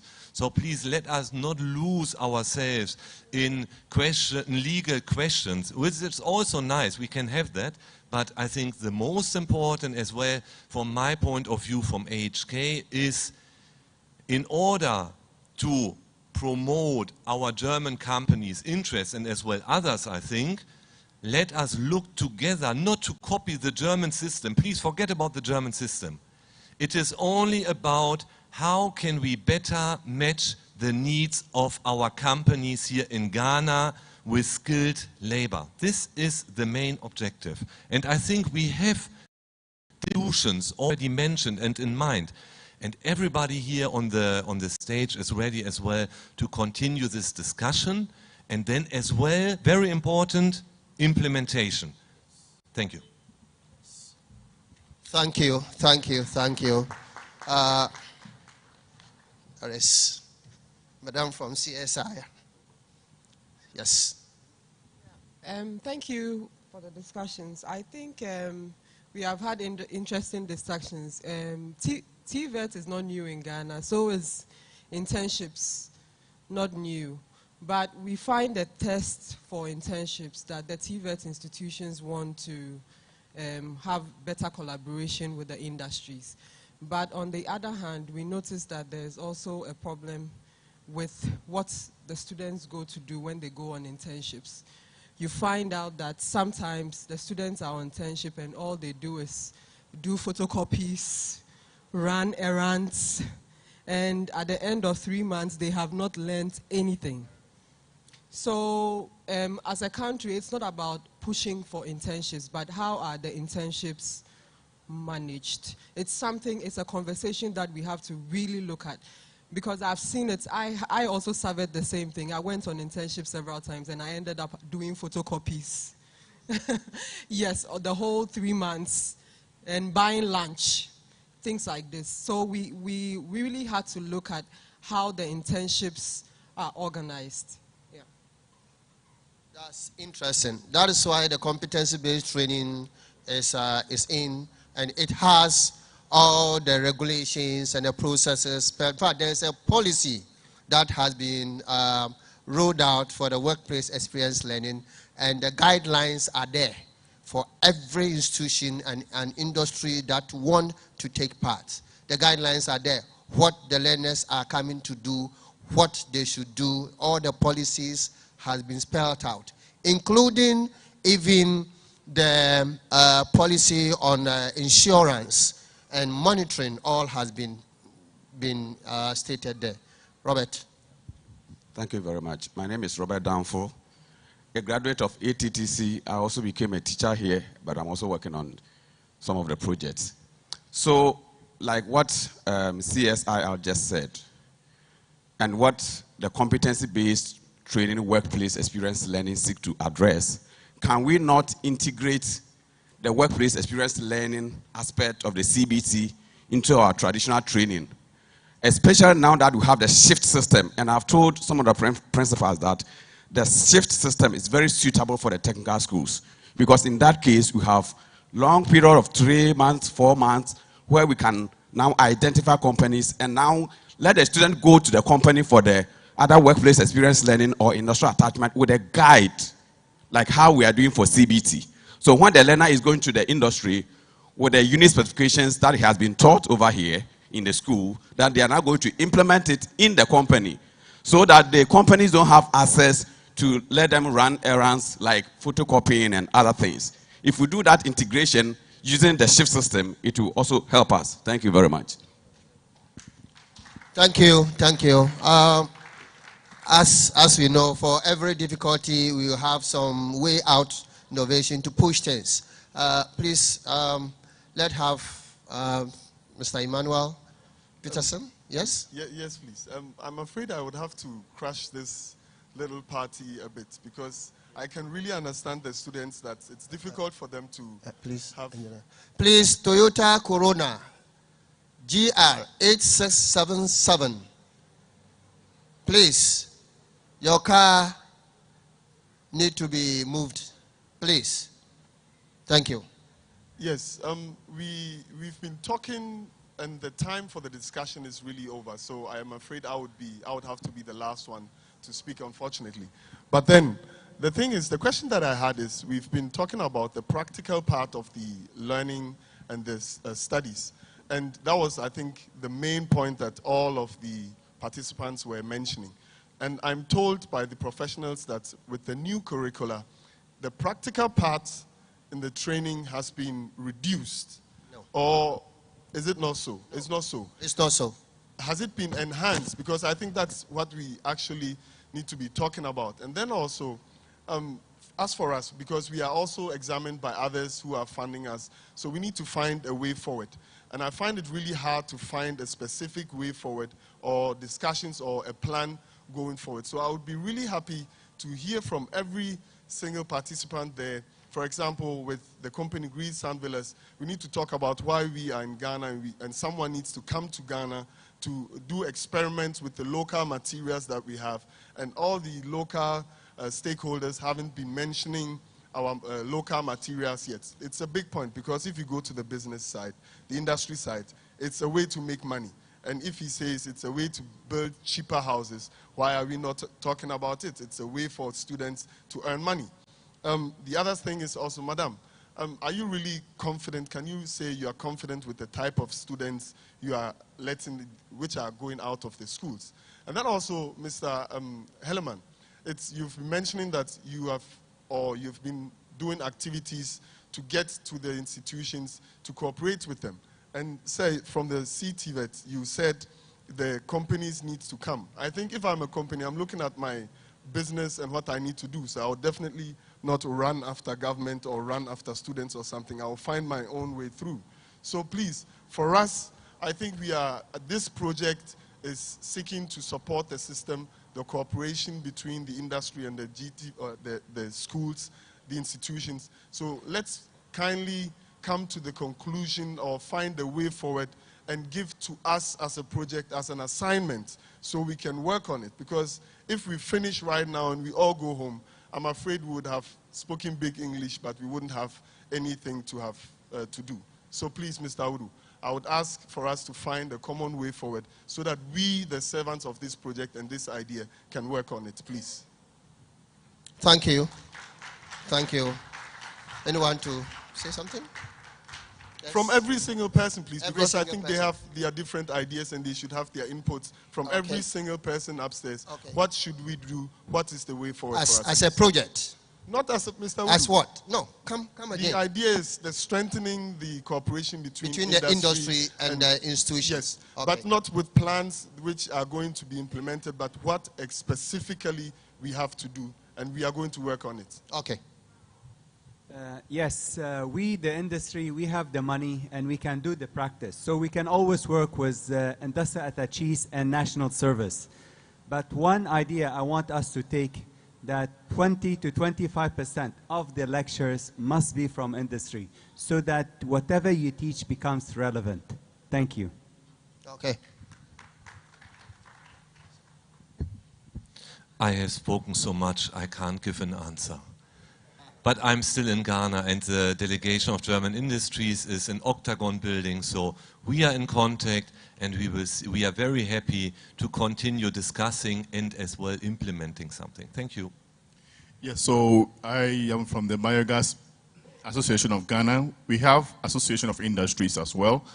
It will be good to have the list of the industries we have and companies we have, and facilitate the collaboration between them and the institutions. I think with that, you can have a start.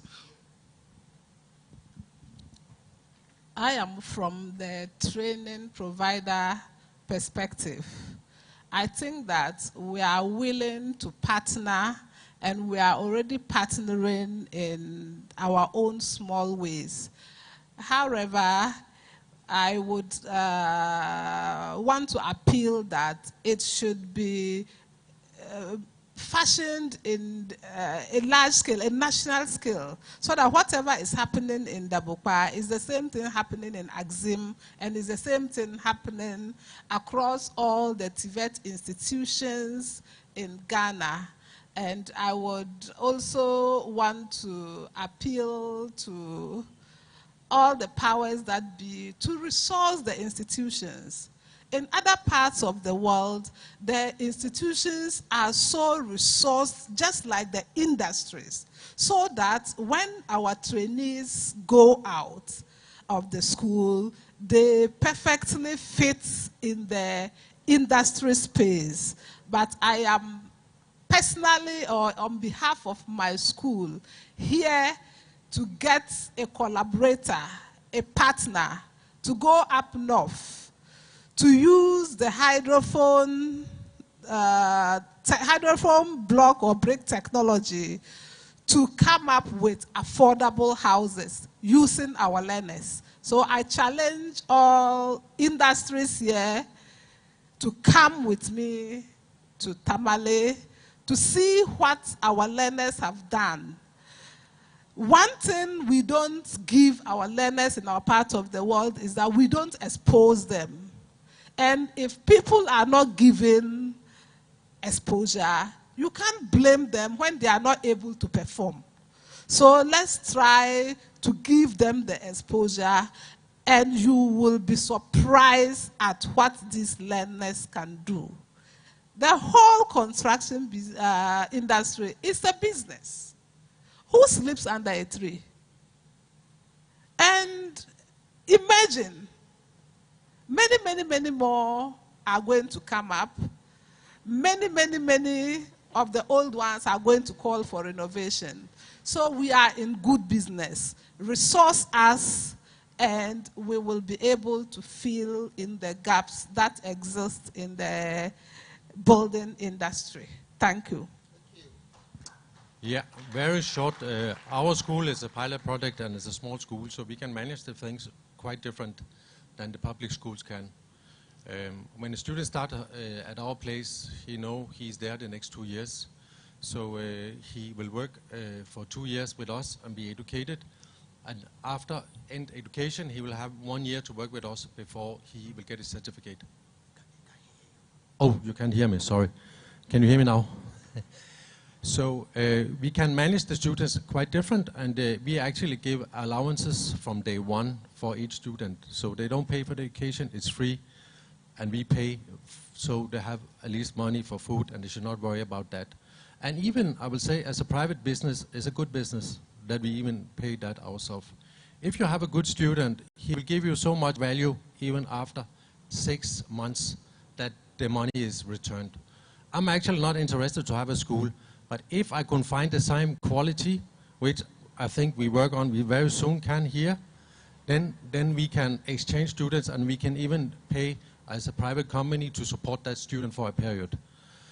We have some students that earn like 70 cedis a day now because they are so productive. And we have some students now, because we have so many bricklayers that attract other good bricklayers, that they are so good that it's actually a very good business to have it. So I don't think it's a problem to get the private sector to pay some small allowance to the students to have them within the company. And every student, every week, every Friday, he delivers a report to us so we can see he has not hang around with mortar for the other bricklayers, because then it's a misuse, and we don't want to see that. We are interested they are getting so smart as possible.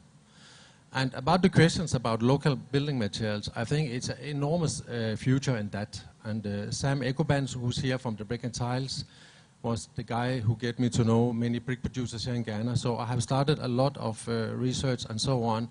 So, and when we are talking about affordable houses, it's somehow a disaster that affordable house depends on imported materials and the dollar all the time, which actually breaking things down every year is just get more and more expensive, and the salary doesn't grow with the same speed.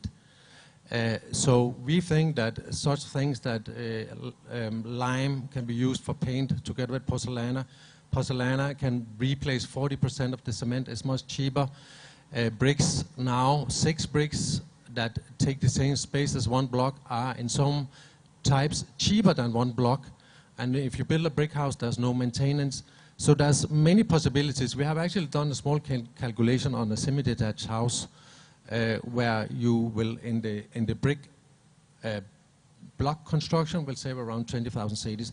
But this local material is a huge subject. I cannot really go in deep into it. It will take too long time. Yeah. Thank you. Let's give them a hand of applause. Oh, we can do better. Good, good, good, good. On this note, we humbly ask you to step down to take your seat. Mr. KK, Mr. Hellman, Mr. Joshua, Madam, and then Tor. Let's give them. Good. Wonderful. Good. We have already had our break, so we'll continue with some short notes from 3 companies. We had a number of them. All the companies, if you say we are giving you the opportunity to come and talk, we are going to go tomorrow. So please forgive us. We have to do some balloting using the Ghana lottery techniques. So there's no person. We didn't know any of you personally. We chose at random. So we'll call on Knopf Academy Ghana to come and give us 5 minutes. 5 minutes. Knopf, where are you? Knopf. Okay. Tell us something about you. 5 minutes. 5 minutes. Yes. Okay. Go up. 5 minutes. All right. I'll say good afternoon to all of us. All right. Okay. So my presentation is here. Just a short one. I believe I'll be able to do below the 5 minutes. So all over the world, KNAUF has training centers around the world. Like wherever we have production plants, we have training centers too.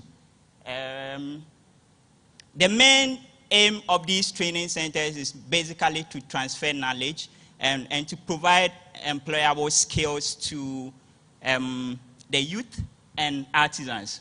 So in 2019, we inaugurated the KNAUF Academy, and it was financed by DEG through KFW. So basically that is it. So part of the things we do, we train in plasterboard applications like plasterboard partitions, ceilings, demountable partitions, jointing and skimming. And then we have some other very special trainings we call soft skill boot camp, which is financed by, which is sponsored by AHK. And then we do on-site trainings as well. So we go around training on site. So if maybe a construction company here needs our support in that regard, we can do. So part of our mandate, we collaborate with technical institutions like TVET institutions. And so far we've done trainings with ATTC, KTI, NVTI Pilot, Dabokpa Technical, Boga Technical, and then Teshik Technical Training Centre. These are the main training institutions that we've done collaborations with. Out of this number, we have MOUs with 4 out of them. The rest we are talking to them. It's a bit of a challenge getting through with MOUs, but I believe in future we'll get there. So far since our inception, we've done about 2,500 trainees. I mean, both in for TVET and artisans. Out of this, 1,064 of these are TVET, are students from TVET institutions and technical universities, of which I am proud to say that 52 out of this are ladies. So they are very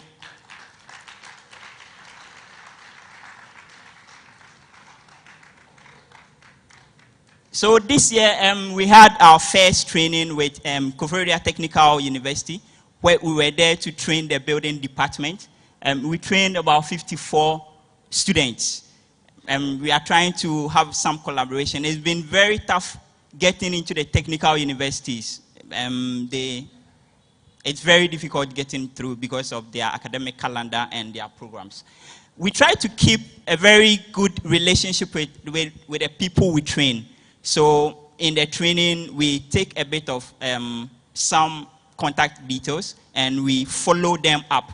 So out of the people we've trained, 13 of them from the TVET institutions after school are working with the skill we give. Out of these 13, one lady, I'm sorry, but only one lady is working with plasterboards. And I'm very glad to say that. So one other thing we do is we have a competition where we pair a technical school and an architectural university. So KUST and KTI, that's what we did last year. So KUST and KTI, and then ATTC and Central University, we do a design and build competition. We give them materials, we give them training, and the architecture students design something, and the technical schools implement the design. So far we've had 2 of the competition, which in 2020, the ATTC group won, and last year the KUST group won. Okay, so my last point, we also support the technical schools, of course, with our very limited funding. As we speak, we are renovating the library facility, the library building for KTI. So we realize that the ceiling for the library is old, so we needed a renovation. So what KNAUF did is we supplied materials to and then we trained the students, used the students to renovate the library.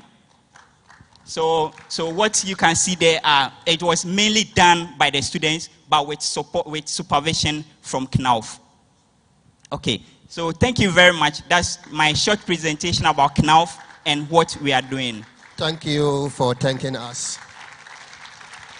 Yes, my Nigerians will say thank you for thanking us. Give them.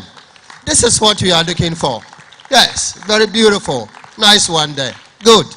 So you see how BFW is bringing all these people together. That is wonderful. Clap for BFW. Good, good. The next company that we want to hear from them is Green Sun Villas. Green Sun Villas. Let's give them a hand of applause. Yeah, my friend Toro is here. Thank you. So now I know how it is to be pastor. Just under look here. So if you can put on my presentation on the screen, it will be good. Yeah, I started here 6 years ago to build some houses for a Danish company called NPV, a big developer in the northern Europe, and they want to do some house and elements, but we very fast found out that this was way too expensive, import and dollar-related things. So said very short, we have cut it off, and now we are working on to try to work a house that is 90% made of local building materials. And it was very difficult for me in the start to find bricks, so on, but then I come in contact with another man that produced bricks, Thermoclo, and I come in contact with Sam Egoban, who is the who's the general secretary for Ghana Brick and Tiles Association. It's the other one. It's the other one on the screen, not this one. So very short, because I only have 5 minutes. We have done a lot of research in clay products, and we have bought a lot of bricks from many different brick producers. And you can go down and see on Sam's stand, and you can see on our stand. Beside that, we have done a lot of experiments with different kind of clay blocks to make black bricks, to make gray bricks, to use lime for paint, to make water cleaning systems with clay. We can now do a septic tank that can, with colloidal silver and clay and pozzolana, you can make a system where you clean the wastewater from the toilet, so on and so on. We have a new Danish guy who's hired here to set up a factory for us in Accra, where we produce bricks, different kind of types. And then we are also have a lot of talk with other producers. Our goal is that our houses should not contain foreign building materials. It should be made in Ghana. We have now a cooperation with brick producers in Kumasi, so do some small production for us. But our problem is to get enough bricks, because our business in brick going so fast that we cannot even get the bricks we want, definitely not to the right price and the right quality. And when you buy bricks, you have to also go to the right supplier, so you're sure you get a good quality that is not underfired. Here's just some of the students. You see some brick benches we did for in cooperation with Brick and Tile. It was an exam for some of the students. They do benches in Octagon Park at AMA. The mayor was there and he wanted that set up, so Sam here arranged that we did an exams project there. Here we have just a very small calculation, and we call it a naked calculation. There's no profit on it. It's a semi-detached house. Okay, now it was going on, but we did a calculation that that we could save like 16,000 cedis by building this with local materials. That would say you take 40% of the cement out, you replace it with pozzolana. All that knowledge, I cannot stand here and tell you so fast why you can do that. But you can go down and talk with Isaac, or you can get in touch with me later. Pozzolana is made of clay, and you have clay here in Ghana from Chagoradi, Dixco, all the way to Volta. You have clay from Kumasi up to Tsunami. There's so much clay, so why don't use it? Other nations in Europe are crying for clay and pay fortune for it. You have so much clay here, and you can do a cheaper house. Here again, some black bricks that would say they has been reduced. A technology I will not come in on here. You can move on if there are more pictures. Here are all the pictures here is from Ghana, and it's houses we have built in bricks here in Ghana, from East Legon Hills to Keita to Dixco, and some other things the students has done. Brick benches on the right side, and here is the first batch of students that was educated. Is that 2 years ago? I think it's 2 years ago. So yeah, the brick business is growing, and to TVET and the schools here, we need bricklayers. I'm more than happy to close down my school. I only did the school because I needed qualified bricklayers, but maybe there can be a more close relation, so we can also have a participate in how you educate the bricklayers, because we know a lot about bricks and how to do them. I would say we are one of the best. Okay, thank you. That was my Thank you. Thank you, Tor. Good, good, good, good. Yes, as he said, the brick industry is booming, and it is far, far, far cheaper than the blocks that we are using. And day in and day out, blocks, you know, the cement is going up, up, up, up, up, and up. So why don't we look at it again? He has given the calculations. We can see them. They are there, and other companies are there. We can see them, and then they will give you an estimate of how to put up a 2-bedroom with bricks, and then you compare it with blocks, and you see that it's good for we the teachers whose salary are lower. Yeah, because we are still seeing that the government should increase our salary. But the little that we have, we should be able to put up 2 bedrooms. Yes, okay. The next company that we call is Grohe. Grohe, my company. Grohe. Good morning, everyone. My name is Shodipo Lale Konsamsi. I'm from Grohe. Can I have a slide on, please? To quickly introduce the brand, Grohe is a leading manufacturer of bathroom fittings and accessories. We have our HQ in Düsseldorf in Germany, and we've been in the Nigerian market for more than 10 years, and also we're currently operating in Ghana as well through our distributor called iFlowSal. But to quickly give a quick background about what we do or how our business model works, we have our Grohe Northwest Africa head office based in Morocco, which is in Casablanca. Our Lagos office is based in Lagos, which manages the affairs of our business in Ghana, Togo, Benin, and Cameroon. And the one for North Africa under the Casablanca office manages the Algeria, the Tunisia, and also the rest of West Africa, which is based in Cote d'Ivoire. Now, the question is, what is the impact of Grohe in the TVET industry or services? What we have done is to introduce the Grohe Give project. The Grohe Give project is basically a vocational training that targets or addresses the gap between plumbing skills in the industry today. The objective basically is for us to provide the training rack, which we have done. We'll see the pictures on the screen a bit, which we have done to empower the young ones and also the teachers as well, to effectively train them on how to understand and use the Grohe fixtures and transmit the information across that line. The GIG project was launched in Ghana November 2021. This week we just completed a 4-day training for the teachers. The objective of that is to transition that information to the teachers, to the students. And we'll also be doing the follow-up going forward on that as well. In addition to that, we've launched the same thing in Nigeria. What we want to do on the overall is to bridge in the gap between Grohe products, the Grohe information, the skill set that we have, and transmitting it across that line so that the information continues to improve.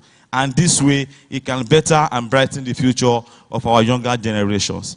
Having given this remark, we are also available to offer technical support to all the teams and the school as well regarding plumbing, specifically for bathrooms and specifically for Grohe going forward. Thank you very much. It's going to be a short session. Thank you very much. See you soon. Bye.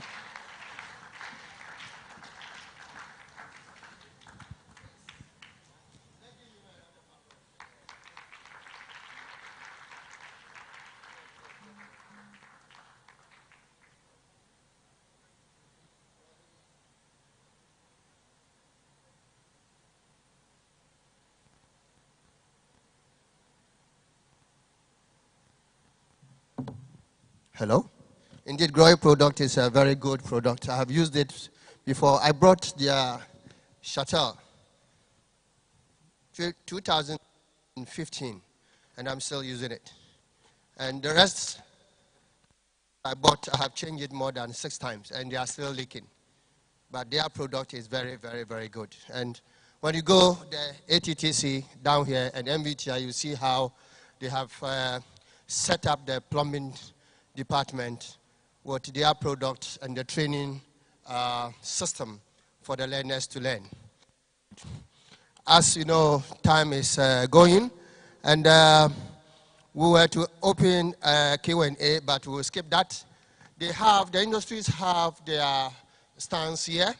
We will, when we break, we'll ask you to go around and look at them and ask any question that you want to ask, and then we'll see what is going on.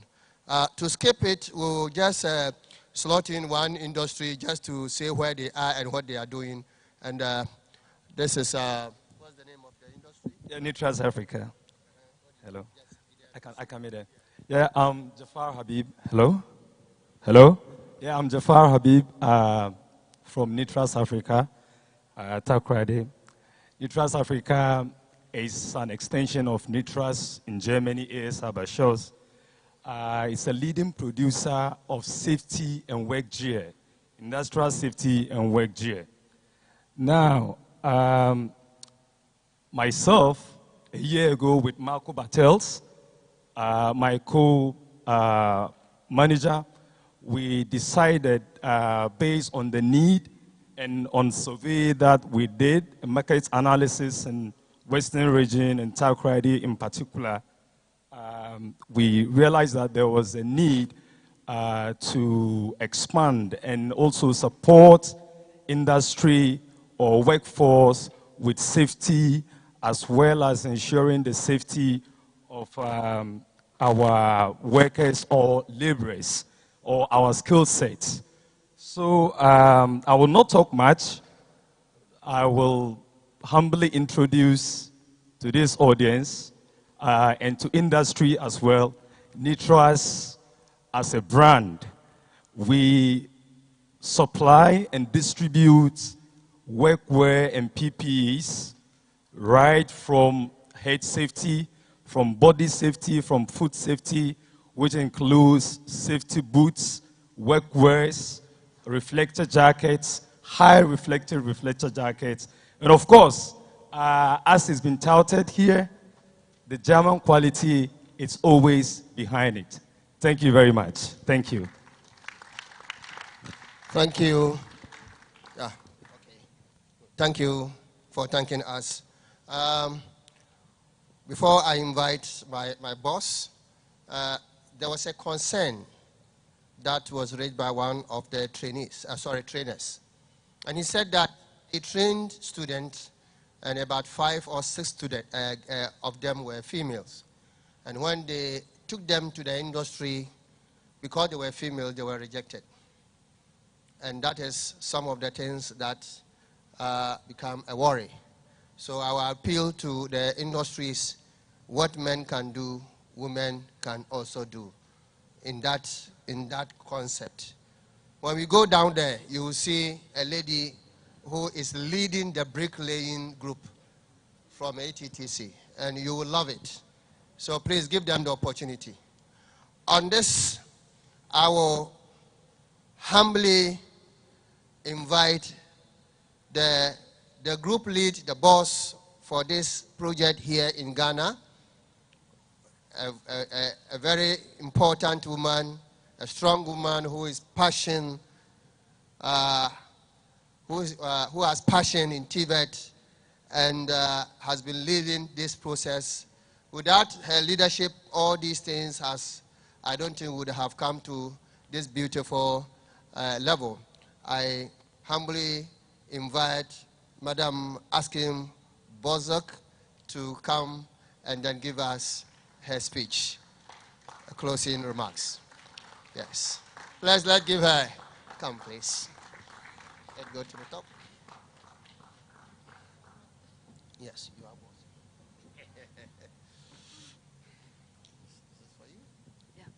Thank you very much, but I'm not the boss. Yeah. My name is Ashkan Boskurt. I'm from the TVET Center in Kerpen. We are the BFW, and our team is not only from Germany here, our team is also in Ghana here, and we are really very proud of it. I can tell you it namely. In Ghana is Emmanuel Petersen, now very new. We had former colleague, Mr. Gerhard Weber, he quit. It's really very sorry because he had helped us to get this project. And BMZ, one of the representatives is here. We are thanking very much. BMZ and SEQUA are funding this project. This project what started 1 year ago. And we have the possibility to have 2 colleagues here, but not only the BFW colleagues with Clement Theisia and Emmanuel Petersen, also our liaison officers at the other 2 TVET centers, ATTC and PTI. We are very thankful, and also Madame Juliana, of course, who is our boss. Thank you. Thank you. In GTVET, we are like on all the same level, but we support each other very well. I want to start this with these words at first, because to say thank you at first. As the saying goes, God helps those who help themselves. I wish to say that let us help ourselves so that God will help us. So, yeah, dear partners, dear friends, dear ladies and gentlemen, I thank you for your exceptionally kind and open-hearted hospitality. I never seen such a kindness like in Ghana. Really, it's such a friendly culture I ever seen. And my origins are from Turkey, but I'm living in Germany for long times. I know how important this culture is, and therefore thank you very much, because you are always very friendly to us. Thank you very much. Yeah. And thank you for the fact that we have been working together very trustfully and effectively for more than a year. And therefore thank you to our 4 masters, Mr. Ulrich Bejean and Mr. Stefan Habscheid. They are our team leaders regarding the technical side, the skills side of that, what we are here. We are here for the trainer, and these are our experts. And therefore we have many bosses, because we have no really hierarchy in our teams, and that's the most important thing, what sells for us. Therefore, thank you very much for that. We all hope that with today's first Ghanaian German Construction Day, we have taken a step towards a long-term structural cooperation, a step towards a successful future that your aspiring youth desire. And your youth is really also exceptional. I have never seen so many young people like in Ghana. I came very old. I feel very old when I came here, because Germany, they told, is a little bit old.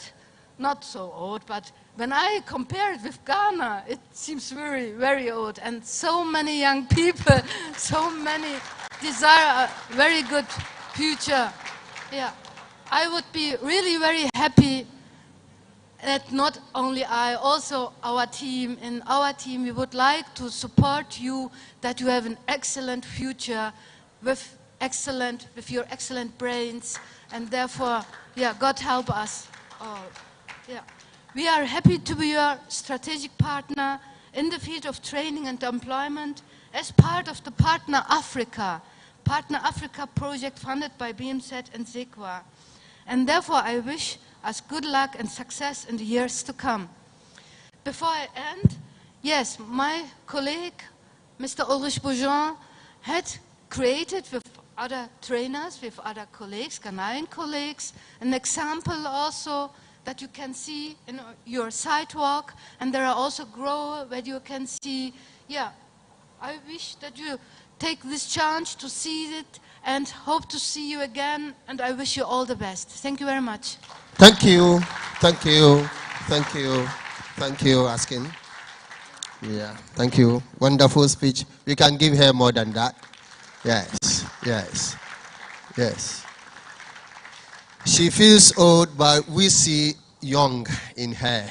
Yes, she feels old, but we see young in her. I think she has done well with her health issues, but still she is forging to make things happen. Let's give her another hand of applause. Yeah.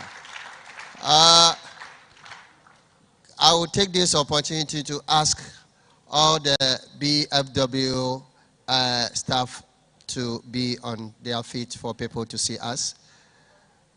Uli, be on the BFW staff people. Where are you? Where is Clements? Just come here. Where is Stefan? Yes, Stefan is here. Can you please? So these are the people who are supporting this project. And I am part of them. I am part of them. I am part of them. I'm supporting them small. No confuse. Some girl I'm saving. So I want to ask me. Yeah, so, yes, very, very important. Man must chop. Okay, the next activity is that we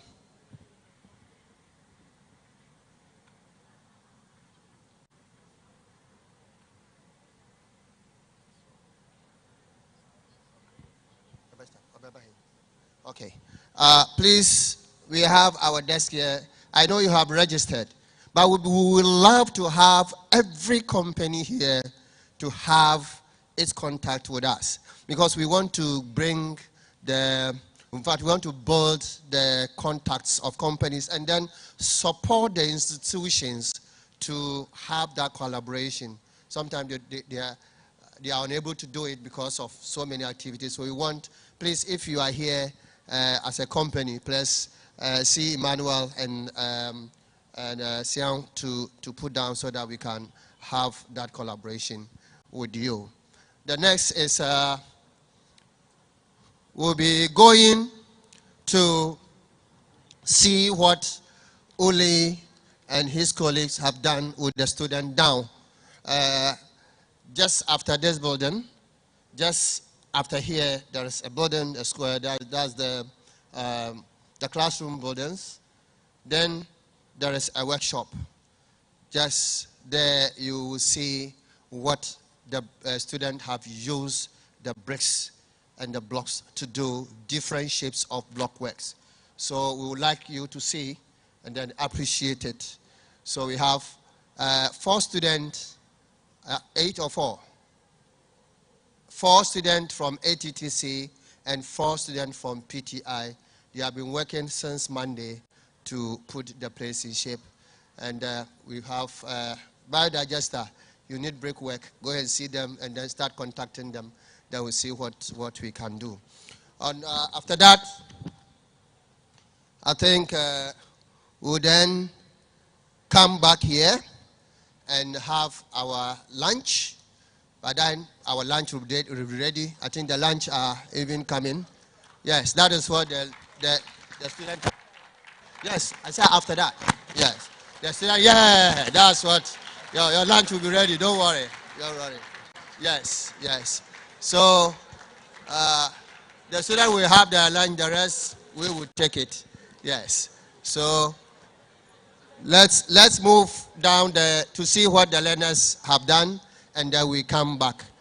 Then we also take the opportunity to also look at the various stands that have been mounted by the industry. Thank you.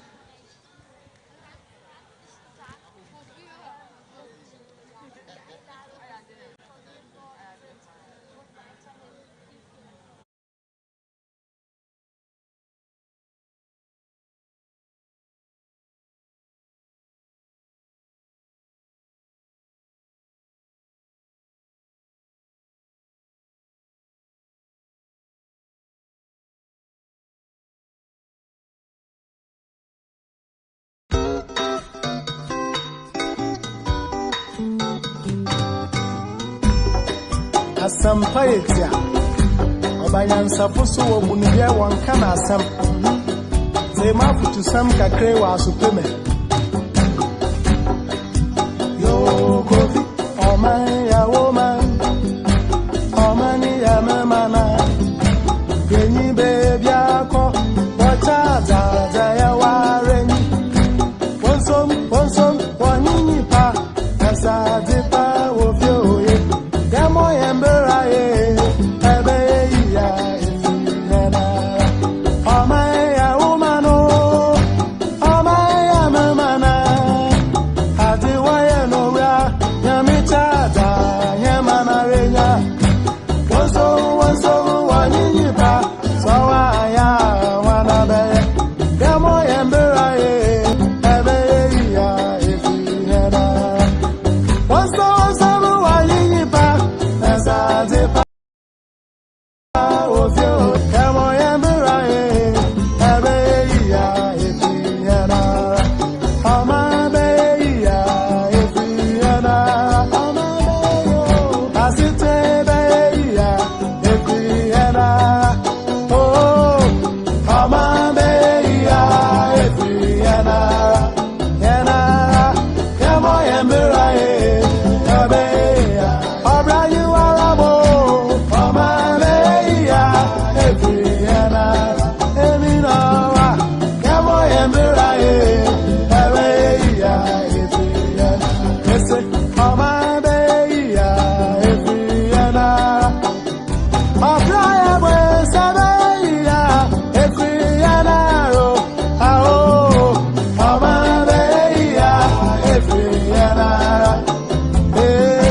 Demo yembera ye ebe ya Demo ni ye Oma be ya ifina Obra boya Demo yembera ye ebe ya Oma ebe yo Oma be ya